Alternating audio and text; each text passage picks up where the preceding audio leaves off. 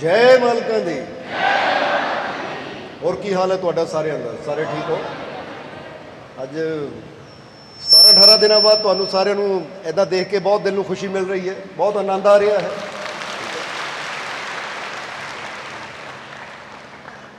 सो इस तो पहला कि अज दे सत्संग की शुरुआत करिए, क्योंकि दसना चाहांगे हले फरियादी जी भी काफ़ी है, और वो भी चिंता ना करन, अज सारिਆਂ ਦੀ फरियाद सुन के रहमत ना झोली भर के भेजांगे, टेंशन नहीं लैनी कोई।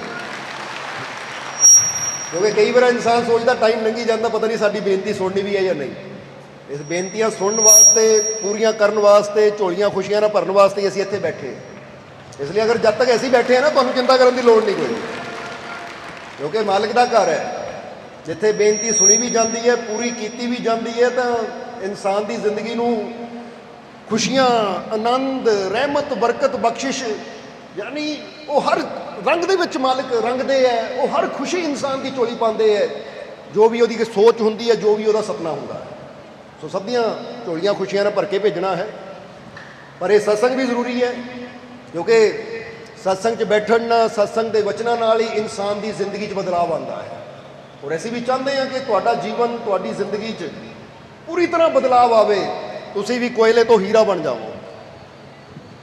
बोलो समझते हो कि नहीं? इसलिए अज वो हीरा तो सब के अंदर छुपिया होया है, बस अज उन्होंने प्रगट करना है। सो अज का सत्संग शुरू करिए। उस तो पहला असीं उस परिवार नूं, जिस परिवार की तरफों अज ये सत्संग होण जा रहा है, यानी इस सत्संग की रहमत जिस परिवार ने अपनी झोली च पवाई है, सब तो पहला अपनी तरफों आई हुई सारी संगत की तरफों परिवार के सारे मैंबरों को बहुत बहुत बधाई देवांगे, मुबारकबाद देवांगे।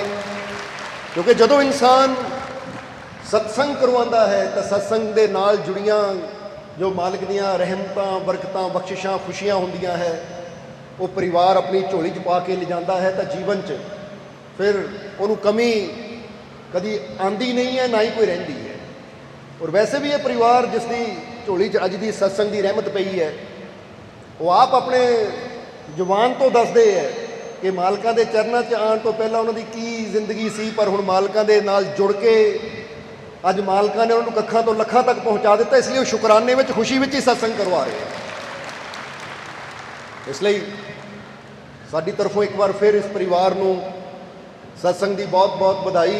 और हुण सारी संगत, सारे जीव इस परिवार वास्ते उस मालिक के घर च अरदास करो, बेनती करो कि मालिक इस परिवार नूं खुशियां दे नाल, रहमतां दे नाल, बरकतां दे नाल भरपूर रखन, और आने वाला समा इन्हां वास्ते होर भी ज़्यादा खुशियां, कामयाबी, सफलता भरिया होवे। और कदी भी इन्हां नूं मंगण दी, बेनती करन दी जरूरत ही ना पवे। इन्ना मालिक इन्हां नूं देण, ये कदी मंगण ना, बल्कि ये दूजिआं नूं भी वंडदे फिरन। समझते हो कि नहीं? क्योंकि मालिक के घर का नियम ही यह है। असीं चाहते हैं कि तुहानूं उस मंजिल पर पहुँचाइए कि तुहानूं किसी तो मंगना ना पवे, बल्कि तुसीं भी दाते बन के वंडदे फिरो, क्योंकि दातियां दे बच्चे दाते ही चंगे लगते हैं। समझते हो कि नहीं? इसलिए मालिक इसी तरह इन्हां ते रहमत रखन, आने वाला समा होर भी ज़्यादा खुशियां, कामयाबी, सफलता भरिया होवे। और जिन्हें भी जीव अज तुसीं भी दरबार से पहुँचे हो, मालिक तुहानूं भी खुशियां नाल, रहमतां नाल, बरकतां नाल भरपूर रखन। आने वाला समा तुहाडे सब दे वास्ते भी खुशियां भरिया होवे। और जिन्हां बच्चों के भी केक कट्टे गए हैं, क्योंकि कईयां दे जन्मदिन अज है, कईयां दे आने वाले कल है, कईयां दे गुजरे हुए कल च सी, उन्हां सारे परिवारों को भी साडी तरफों और संगत की तरफों उन्होंने बच्चों के जन्मदिन की बहुत बहुत बधाई, बहुत बहुत मुबारकबाद। और हुण तैयार हो फिर सत्संग का आनंद लैण वास्ते, क्योंकि अज थोड़े समय च असीं बहुता आनंद लेना है। इसलिए एक बार फिर पूछांगे, खुश हो सारे? तो की कहना है? मैं बहुत, मैं बहुत, मैं बहुत। अच्छा हंस के दिखाओ फिर जरा। पहला ना 15 के सैकेंड, 20 के सैकेंड बस हसो, मुस्कुराओ, अंदरली खुशी नूं फील करो। क्योंकि जे असीं मालिक के घर च बह के वो खुशी फील ना कर सके, तो फिर दुनिया च किते होर वो खुशी फील हो ही नहीं सकती सर। इसलिए स्माइल करो, तो एक दूजे ने देख के स्माइल कर लो। चलो, ये अंदरों आनी चाहिए है। मैं बहुत, हाँ जिदा आ कहते हो ना, मैं बहुत खुश हाँ, बस ये खुशी नज़र आवे सानूं तुहाडे चेहरिਆਂ तो, कि वाकई देख के ही लगे कि हुण बोलण की लोड़ नहीं, इन्हां दा चेहरा दस रहा है कि बहुत। इस करके जरा फील करो खुशी नूं। ਕਿਉਂਕਿ ਖੁਸ਼ੀਆਂ ਦੇਣ ਵਾਲਾ ਦਾਤਾ ਤੁਹਾਡੇ ਰੋਮ ਰੋਮ 'ਚ ਵਸਦਾ ਹੈ। ਵਸਦਾ ਕਿ ਨਹੀਂ?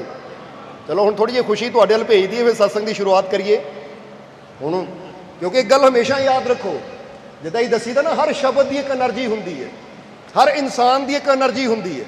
ਔਰ ਇਸ ਲਈ ਤੁਸੀਂ ਮਾਲਕ ਦੇ ਘਰ 'ਚ ਆਏ ਹੋ, ਅਸੀਂ ਆਪਣੀ ਤਰਫੋਂ ਖੁਸ਼ੀ ਦੀ એનર્ਜੀ ਤੁਹਾਡੇ ਵੱਲ ਭੇਜਣ ਲੱਗੇ। ਜਰਾ ਦੇਖੀਏ ਕਿਹੜੇ ਕਿਹੜੇ ਜੀਵ ਨੂੰ ਫੀਲ ਹੁੰਦੀ ਹੈ ਜਦੋਂ ਅਸੀਂ ਕਹਿਣਾ ਨਾ, ਆ ਗਈ ਆ ਗਈ ਆ ਗਈ ਆ ਗਈ, ਤਾਂ ਤੁਸੀਂ ਫੀਲ ਕਰਨਾ ਕਿ ਆ ਗਈ। ਸਮਝਦੇ ਹੋ ਕਿ ਨਹੀਂ? ਚਲੋ ਤਿਆਰ ਹੋ એનર્ਜੀ ਕੈਚ ਕਰਨ ਨੂੰ? ਕੈਚ ਕਰਨ ਦਾ ਮਤਲਬ ਪਕੜਨ ਨੂੰ। ਚਲੋ ਮਹਿਸੂਸ ਕਰੋ ਫਿਰ ਮੇਰੇ ਵੱਲ ਮਾਲਕ ਦੀ એનર્ਜੀ, ਯਾਨੀ ਖੁਸ਼ੀ, ਉਹਦੀ ਰਹਿਮਤ। ਔਰ ਜਦੋਂ ਫੀਲ ਹੋਵੇ ਨਾ ਤਾਂ ਥੋੜਾ ਹੱਸ ਵੀ ਪੈਣਾ। ਸਮਝਦੇ ਹੋ ਕਿ ਨਹੀਂ? ਭੇਜ ਰਹੇ ਆ ਤੁਹਾਡੇ ਵੱਲ ਖੁਸ਼ੀ ਦੀ એનર્ਜੀ। ਆ ਗਈ ਆ ਗਈ ਆ ਗਈ ਆ ਗਈ, ਫੀਲ ਕਰਨਾ ਹੈ ਕਿਉਂਕਿ એનર્ਜੀ ਹੈ। ਜਿੱਦਾਂ ਸਮੁੰਦਰ ਦੀਆਂ ਲਹਿਰਾਂ ਹੁੰਦੀਆਂ ਨਾ, ਆਉਂਦੀਆਂ ਹੈ, ਕਿਨਾਰੇ ਨਾਲ ਟਕਰਾਉਂਦੀਆਂ ਹੈ, ਇਸੇ ਤਰ੍ਹਾਂ ਇੱਕ એનર્ਜੀ ਵੀ ਹੁੰਦੀ ਹੈ। ਔਰ ਅੱਜ ਇਹ ਸਾਇੰਸ ਵੀ ਸਾਬਿਤ ਕਰ ਚੁੱਕੀ ਹੈ ਕਿ ਜੋ ਤੁਸੀਂ ਬੋਲਦੇ ਹੋ, ਜੋ ਤੁਸੀਂ ਸੋਚਦੇ ਹੋ, ਉਹਦੀਆਂ ਤਰੰਗਾਂ ਦੂਜਿਆਂ ਤੇ ਵੀ ਜਾਂਦੀਆਂ। ਅਸੀਂ ਕਈ ਵਾਰ ਸਤਸੰਗ ਦੱਸਿਆ ਹੈ ਕਿ ਜਗਦੀਸ਼ ਚੰਦਰ ਬੋਸ ਜਾਂ ਬਸੂ, ਜਿਹਨਾਂ ਨੂੰ ਕਿਹਾ ਗਿਆ ਹੈ ਨਾ, ਜਿਹੜੇ ਪਹਿਲੇ ਵਿਗਿਆਨਿਕ ਸੀ, ਸਾਇੰਟਿਸਟ ਸੀ ਇੰਡੀਆ ਦੇ, ਉਹਨਾਂ ਨੇ ਪੌਦਿਆਂ 'ਤੇ ਰਿਸਰਚ ਕੀਤੀ ਕਿ ਸਾਡੀ ਸੋਚ ਦਾ ਅਸਰ ਪੌਦਿਆਂ 'ਤੇ ਹੁੰਦਾ ਹੈ। ਇੱਕ ਬੰਦਾ ਬੈਠਾ ਪੌਦੇ ਨੂੰ ਦੇਖ ਰਿਹਾ ਕਿ ਮੈਂ ਇਹਨੂੰ ਕੱਟ ਦੇਣਾ ਹੈ, ਤਾਂ ਪੌਦਾ ਡਰ ਰਿਹਾ ਹੈ। ਤੇ ਇੱਕ ਬੰਦਾ ਬੈਠਾ ਬੈਠਾ ਸੋਚ ਰਿਹਾ ਮੈਨੂੰ ਬਹੁਤ ਪਿਆਰ ਕਰਦਾ, ਤਾਂ ਪੌਦਾ ਖੁਸ਼ ਹੋ ਰਿਹਾ ਹੈ। ਹਾਲਾਂਕਿ ਉਹ ਸੋਚ ਰਿਹਾ ਹੈ, ਉਹ ਸੋਚ ਦੀ ਜੋ ਤਰੰਗ ਹੈ ਉਹ ਇੱਕ ਪੌਦਾ ਮਹਿਸੂਸ ਕਰ ਰਿਹਾ ਹੈ। ਤਾਂ ਜੇ ਪੌਦਾ ਮਹਿਸੂਸ ਕਰ ਸਕਦਾ, ਤੁਸੀਂ ਤਾਂ ਜੀਦੇ ਜਾਗਦੇ ਇਨਸਾਨ ਹੋ, ਫਿਰ ਮਾਲਕ ਦੇ ਬੱਚੇ ਹੋ, ਫਿਰ ਤੁਸੀਂ ਕਿਉਂ ਨਹੀਂ ਫੀਲ ਕਰੋਗੇ? ਬਸ ਫੀਲ ਕਰਨਾ ਹੈ ਕਿ ਮਾਲਕ ਦੀ ਰਹਿਮਤ ਆ ਗਈ ਆ ਗਈ ਆ ਗਈ ਆ ਗਈ, ਫੀਲ ਕਰਨਾ ਹੈ। ਔਰ ਵਾਕਈ ਜਿਹੜਾ ਮਹਿਸੂਸ ਕਰਦਾ ਹੈ ਉੱਤੇ ਰਹਿਮਤ ਹੁੰਦੀ ਵੀ ਜ਼ਰੂਰ ਹੈ। ਸੋ ਤਿਆਰ ਹੋ ਫਿਰ ਹੁਣ ਸਤਸੰਗ ਦਾ ਆਨੰਦ ਲੈਣ ਵਾਸਤੇ? ਸੋ ਜਿੱਦਾਂ ਦੱਸਿਆ ਜੀ, ਥੋੜ੍ਹੇ ਸਮੇਂ 'ਚ ਜਲਦੀ ਜਲਦੀ ਅਸੀਂ ਬਹੁਤ ਕੁਝ ਸਮਝਣਾ ਹੈ ਔਰ ਮਾਲਕ ਦੀ ਰਹਿਮਤ ਪ੍ਰਾਪਤ ਕਰਕੇ ਆਪਣੀ ਜ਼ਿੰਦਗੀ ਨੂੰ, ਆਪਣੇ ਜੀਵਨ ਨੂੰ ਸਫਲ ਬਣਾਉਣਾ ਹੈ। ਸੋ ਆਓ ਆਪਣੀ ਸੁਰਤੀ ਨੂੰ ਸਤਸੰਗ ਦੇ ਨਾਲ ਜੋੜੀਏ ਔਰ ਮਾਲਕ ਦੀ ਰਹਿਮਤ ਪ੍ਰਾਪਤ ਕਰਕੇ ਆਪਣਾ ਜੀਵਨ ਸਫਲ ਬਣਾਈਏ। ਜੈ ਮਾਲਕਾਂ ਦੀ। ਔਰ ਜੋ ਅਸੀਂ ਬੋਲ ਰਹੇ ਹਾਂ, ਸਾਰਿਆਂ ਨੂੰ ਸਾਡੇ ਸ਼ਬਦ ਸਹੀ ਸਹੀ ਸਮਝ ਆ ਰਹੇ ਆ ਨਾ? ਪਿੱਛੇ ਬੈਠੇ ਜੀਵਾਂ ਨੂੰ ਠੀਕ ਹੋ ਸਾਰੇ? ਚਲੋ ਫਿਰ ਅੱਛੀ ਗੱਲ ਹੈ। ਹੁਣ ਆਨੰਦ ਲਈਏ ਇੱਕ ਵਾਰ ਫਿਰ ਦਿਲੋਂ ਖੁਸ਼ੀ ਦੇ ਨਾਲ, ਜੈ ਮਾਲਕਾਂ ਦੀ।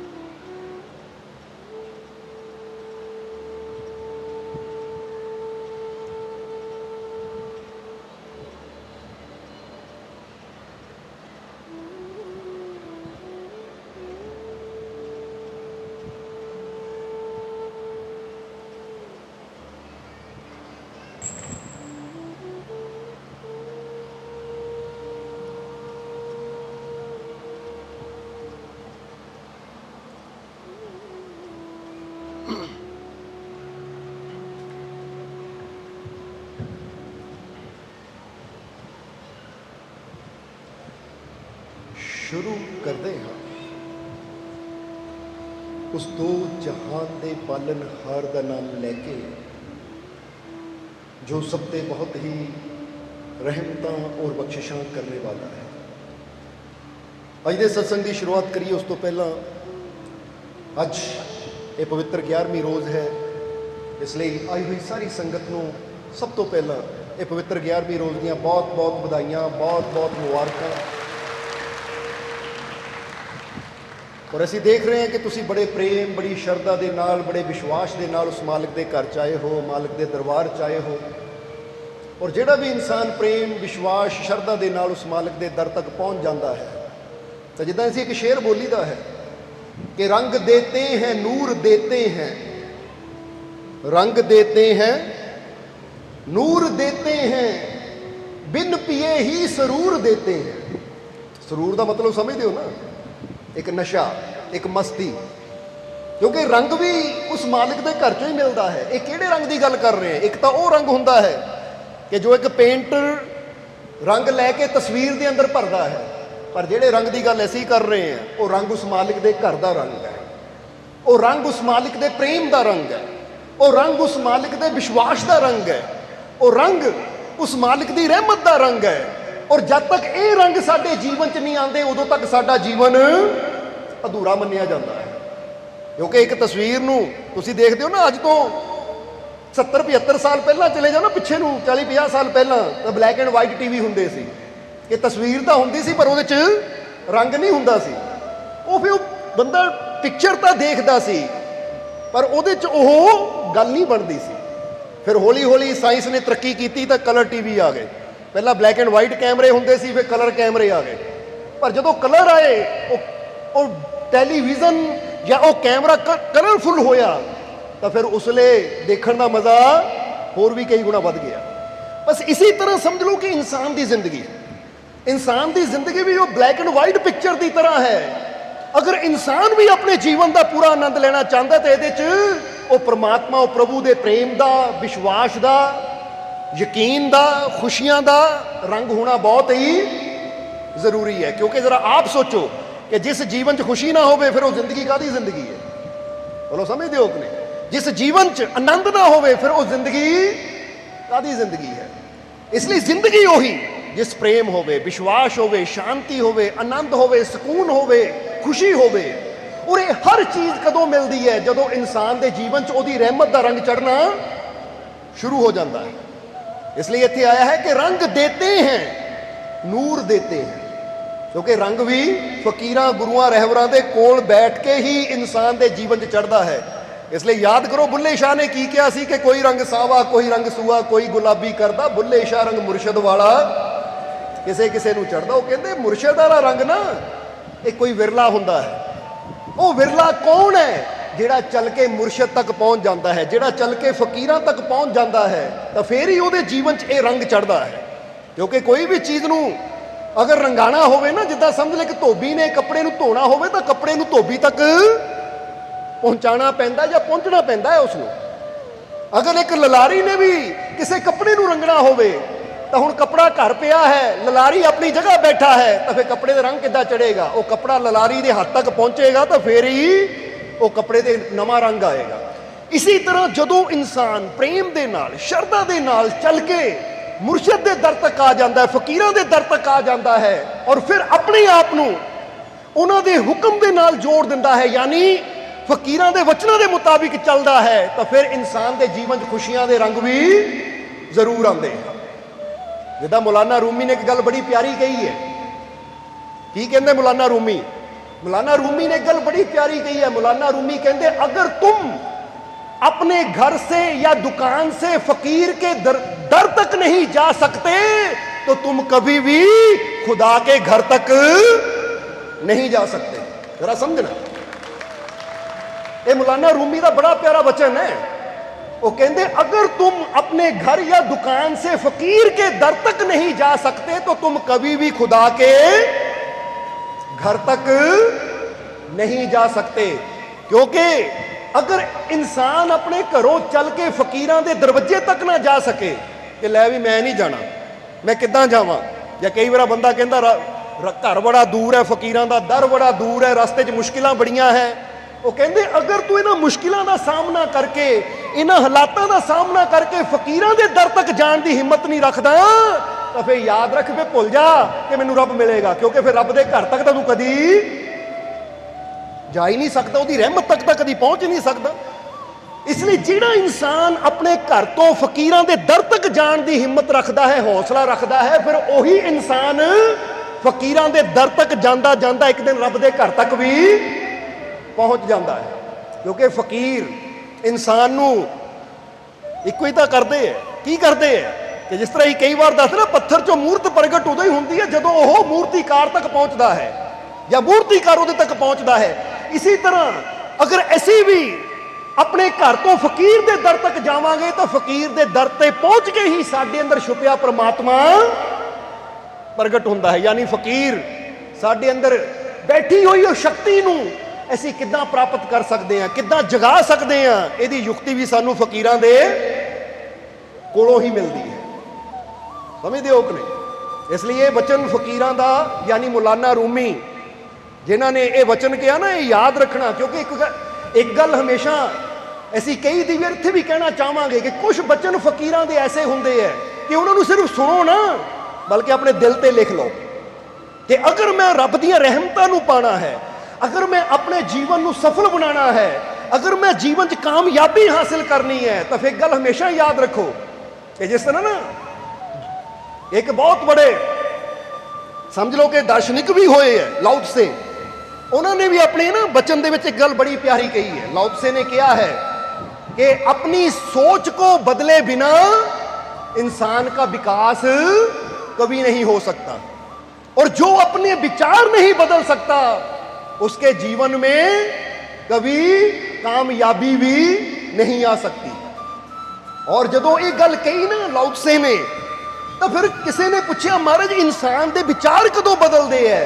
तो उस वेले लाओ त्से ने कहा कि इंसान के विचार बदलते हैं उन्हों दे कोल बह के जिन्हां दे विचार पहले ही अच्छे होंदे है, पॉजिटिव होंदे है। जिद्दां असीं अपनी जिद्दां दस्सिया ना तुहानूं सेवादारां ने कि राती साडी फ्लाइट सी, वापस आए हैं असीं, तो जदों वापस आ रहे सी ना, फ्लाइट जदों साडी वैंकूवर एयरपोर्ट तो चली, तो जदों चली तो रस्ते 'च एक जगह वो की हुंदा टर्बूलेंस शायद उहनूं कह दिंदे, एक जगह हुंदा कि थोड़े ना मौसम खराब हो जाता तो फ्लाइट बड़ी कंबदी है, यानी प्लेन बड़ा हिलदा है, और अनाउंसमेंट हुंदी है कि ਅਸੀਂ ਖਰਾਬ ਮੌਸਮ ਦੇ ਵਿੱਚ ਦੀ ਗੁਜ਼ਰ ਰਹੇ ਹਾਂ, ਸਾਰੇ ਯਾਤਰੀ ਆਪਣੀ ਆਪਣੀ ਸੀਟ ਤੇ ਬੈਠ ਜਾਣ, ਕੋਈ ਵੀ ਟਾਇਲਟ ਦਾ ਜਾਂ ਇੱਧਰ ਉੱਧਰ ਕੋਈ ਇਸਤੇਮਾਲ ਨਾ ਕਰਨ, ਆਪਣੀ ਸੀਟ ਬੈਲਟ ਲਾ ਲੈਣ, ਕਿਉਂਕਿ ਖਰਾਬ ਮੌਸਮ ਦੇ ਵਿੱਚ ਦੀ ਜਾ ਰਹੇ ਹਾਂ। ਔਰ ਉੱਥੇ ਕੀ ਹੁੰਦਾ, ਪਲੇਨ ਕੰਬਦਾ ਹੈ ਥੋੜਾ ਜਿਹਾ, ਕਈ ਵਾਰ ਇਹਦਾ ਝਟਕੇ ਵੀ ਲੱਗਦੇ ਆ।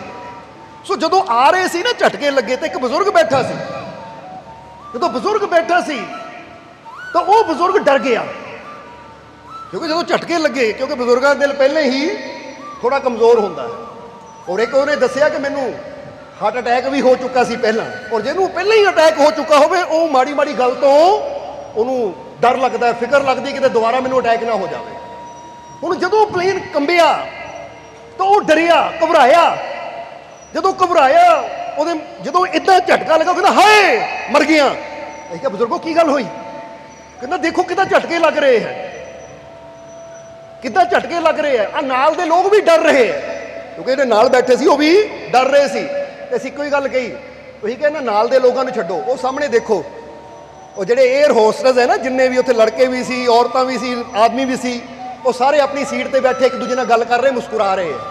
ਇਹ ਕਿ ਉਹਨਾਂ ਨੂੰ ਦੇਖੋ, ਜੇ ਕੋਈ ਖਤਰੇ ਵਾਲੀ ਗੱਲ ਹੁੰਦੀ ਸਭ ਤੋਂ ਪਹਿਲਾਂ ਉਹਨਾਂ ਨੇ ਡਰਨਾ ਸੀ, ਕਿਉਂਕਿ ਅਸੀਂ ਤਾਂ ਕਦੀ ਕਦੀ ਯਾਤਰਾ ਕਰਦੇ ਤਾਂ 24 ਘੰਟੇ ਜਾਂ ਕਹਿ ਲਓ ਕਿ 24 ਘੰਟਿਆਂ 'ਚੋਂ ਇਹ ਸਮਝ ਲਓ ਕਿ 18 ਘੰਟੇ ਜਾਂ 20 ਘੰਟੇ, ਕਿਉਂਕਿ ਹੁਣ 14 ਘੰਟੇ ਦੀ ਫਲਾਈਟ, 15 ਘੰਟੇ ਦੀ ਫਲਾਈਟ ਸੀ ਵੈਂਕੂਵਰ ਤੋਂ ਦਿੱਲੀ ਤੱਕ ਦੀ, ਔਰ ਇਹ ਵਿਚਾਰੇ ਅਸੀਂ ਤਾਂ ਘਰ ਚਲੇ ਜਾਣਾ ਹੈ, ਇਹਨਾਂ ਨੇ ਅਗਲੀ ਫਲਾਈਟ ਫੇਰ ਫੜ ਕੇ ਜਾਣਾ ਹੈ।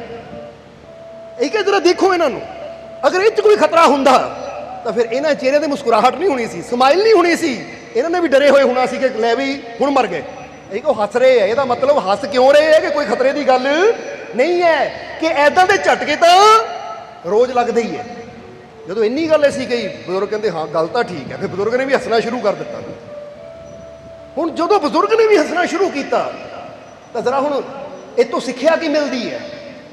ਜ਼ਰਾ ਸੋਚੋ, ਸਿੱਖਿਆ ਕੀ ਮਿਲਦੀ ਹੈ ਕਿ ਹਾਲਾਤ ਜਿੱਦਾਂ ਦੇ ਮਰਜ਼ੀ ਹੋਣ, ਅਗਰ ਤੁਸੀਂ ਇੱਦਾਂ ਦੇ ਲੋਕਾਂ ਕੋਲ ਬਹਿੰਦੇ ਹੋ ਜਿਹੜੇ ਪਹਿਲਾਂ ਹੀ ਡਰੇ ਹੋਏ ਹੈ, ਤਾਂ ਉਹਨਾਂ ਕੋਲ ਬੈਠ ਕੇ ਉਹਨਾਂ ਨੂੰ ਦੇਖ ਕੇ ਤੁਹਾਡਾ ਡਰ ਵੀ ਵੱਧ ਜਾਣਾ ਹੈ ਕਿ ਹਾਏ ਮਰ ਗਿਆ, ਵੀ ਡਰ ਰਿਹਾ, ਮੈਂ ਵੀ ਡਰ ਰਿਹਾ।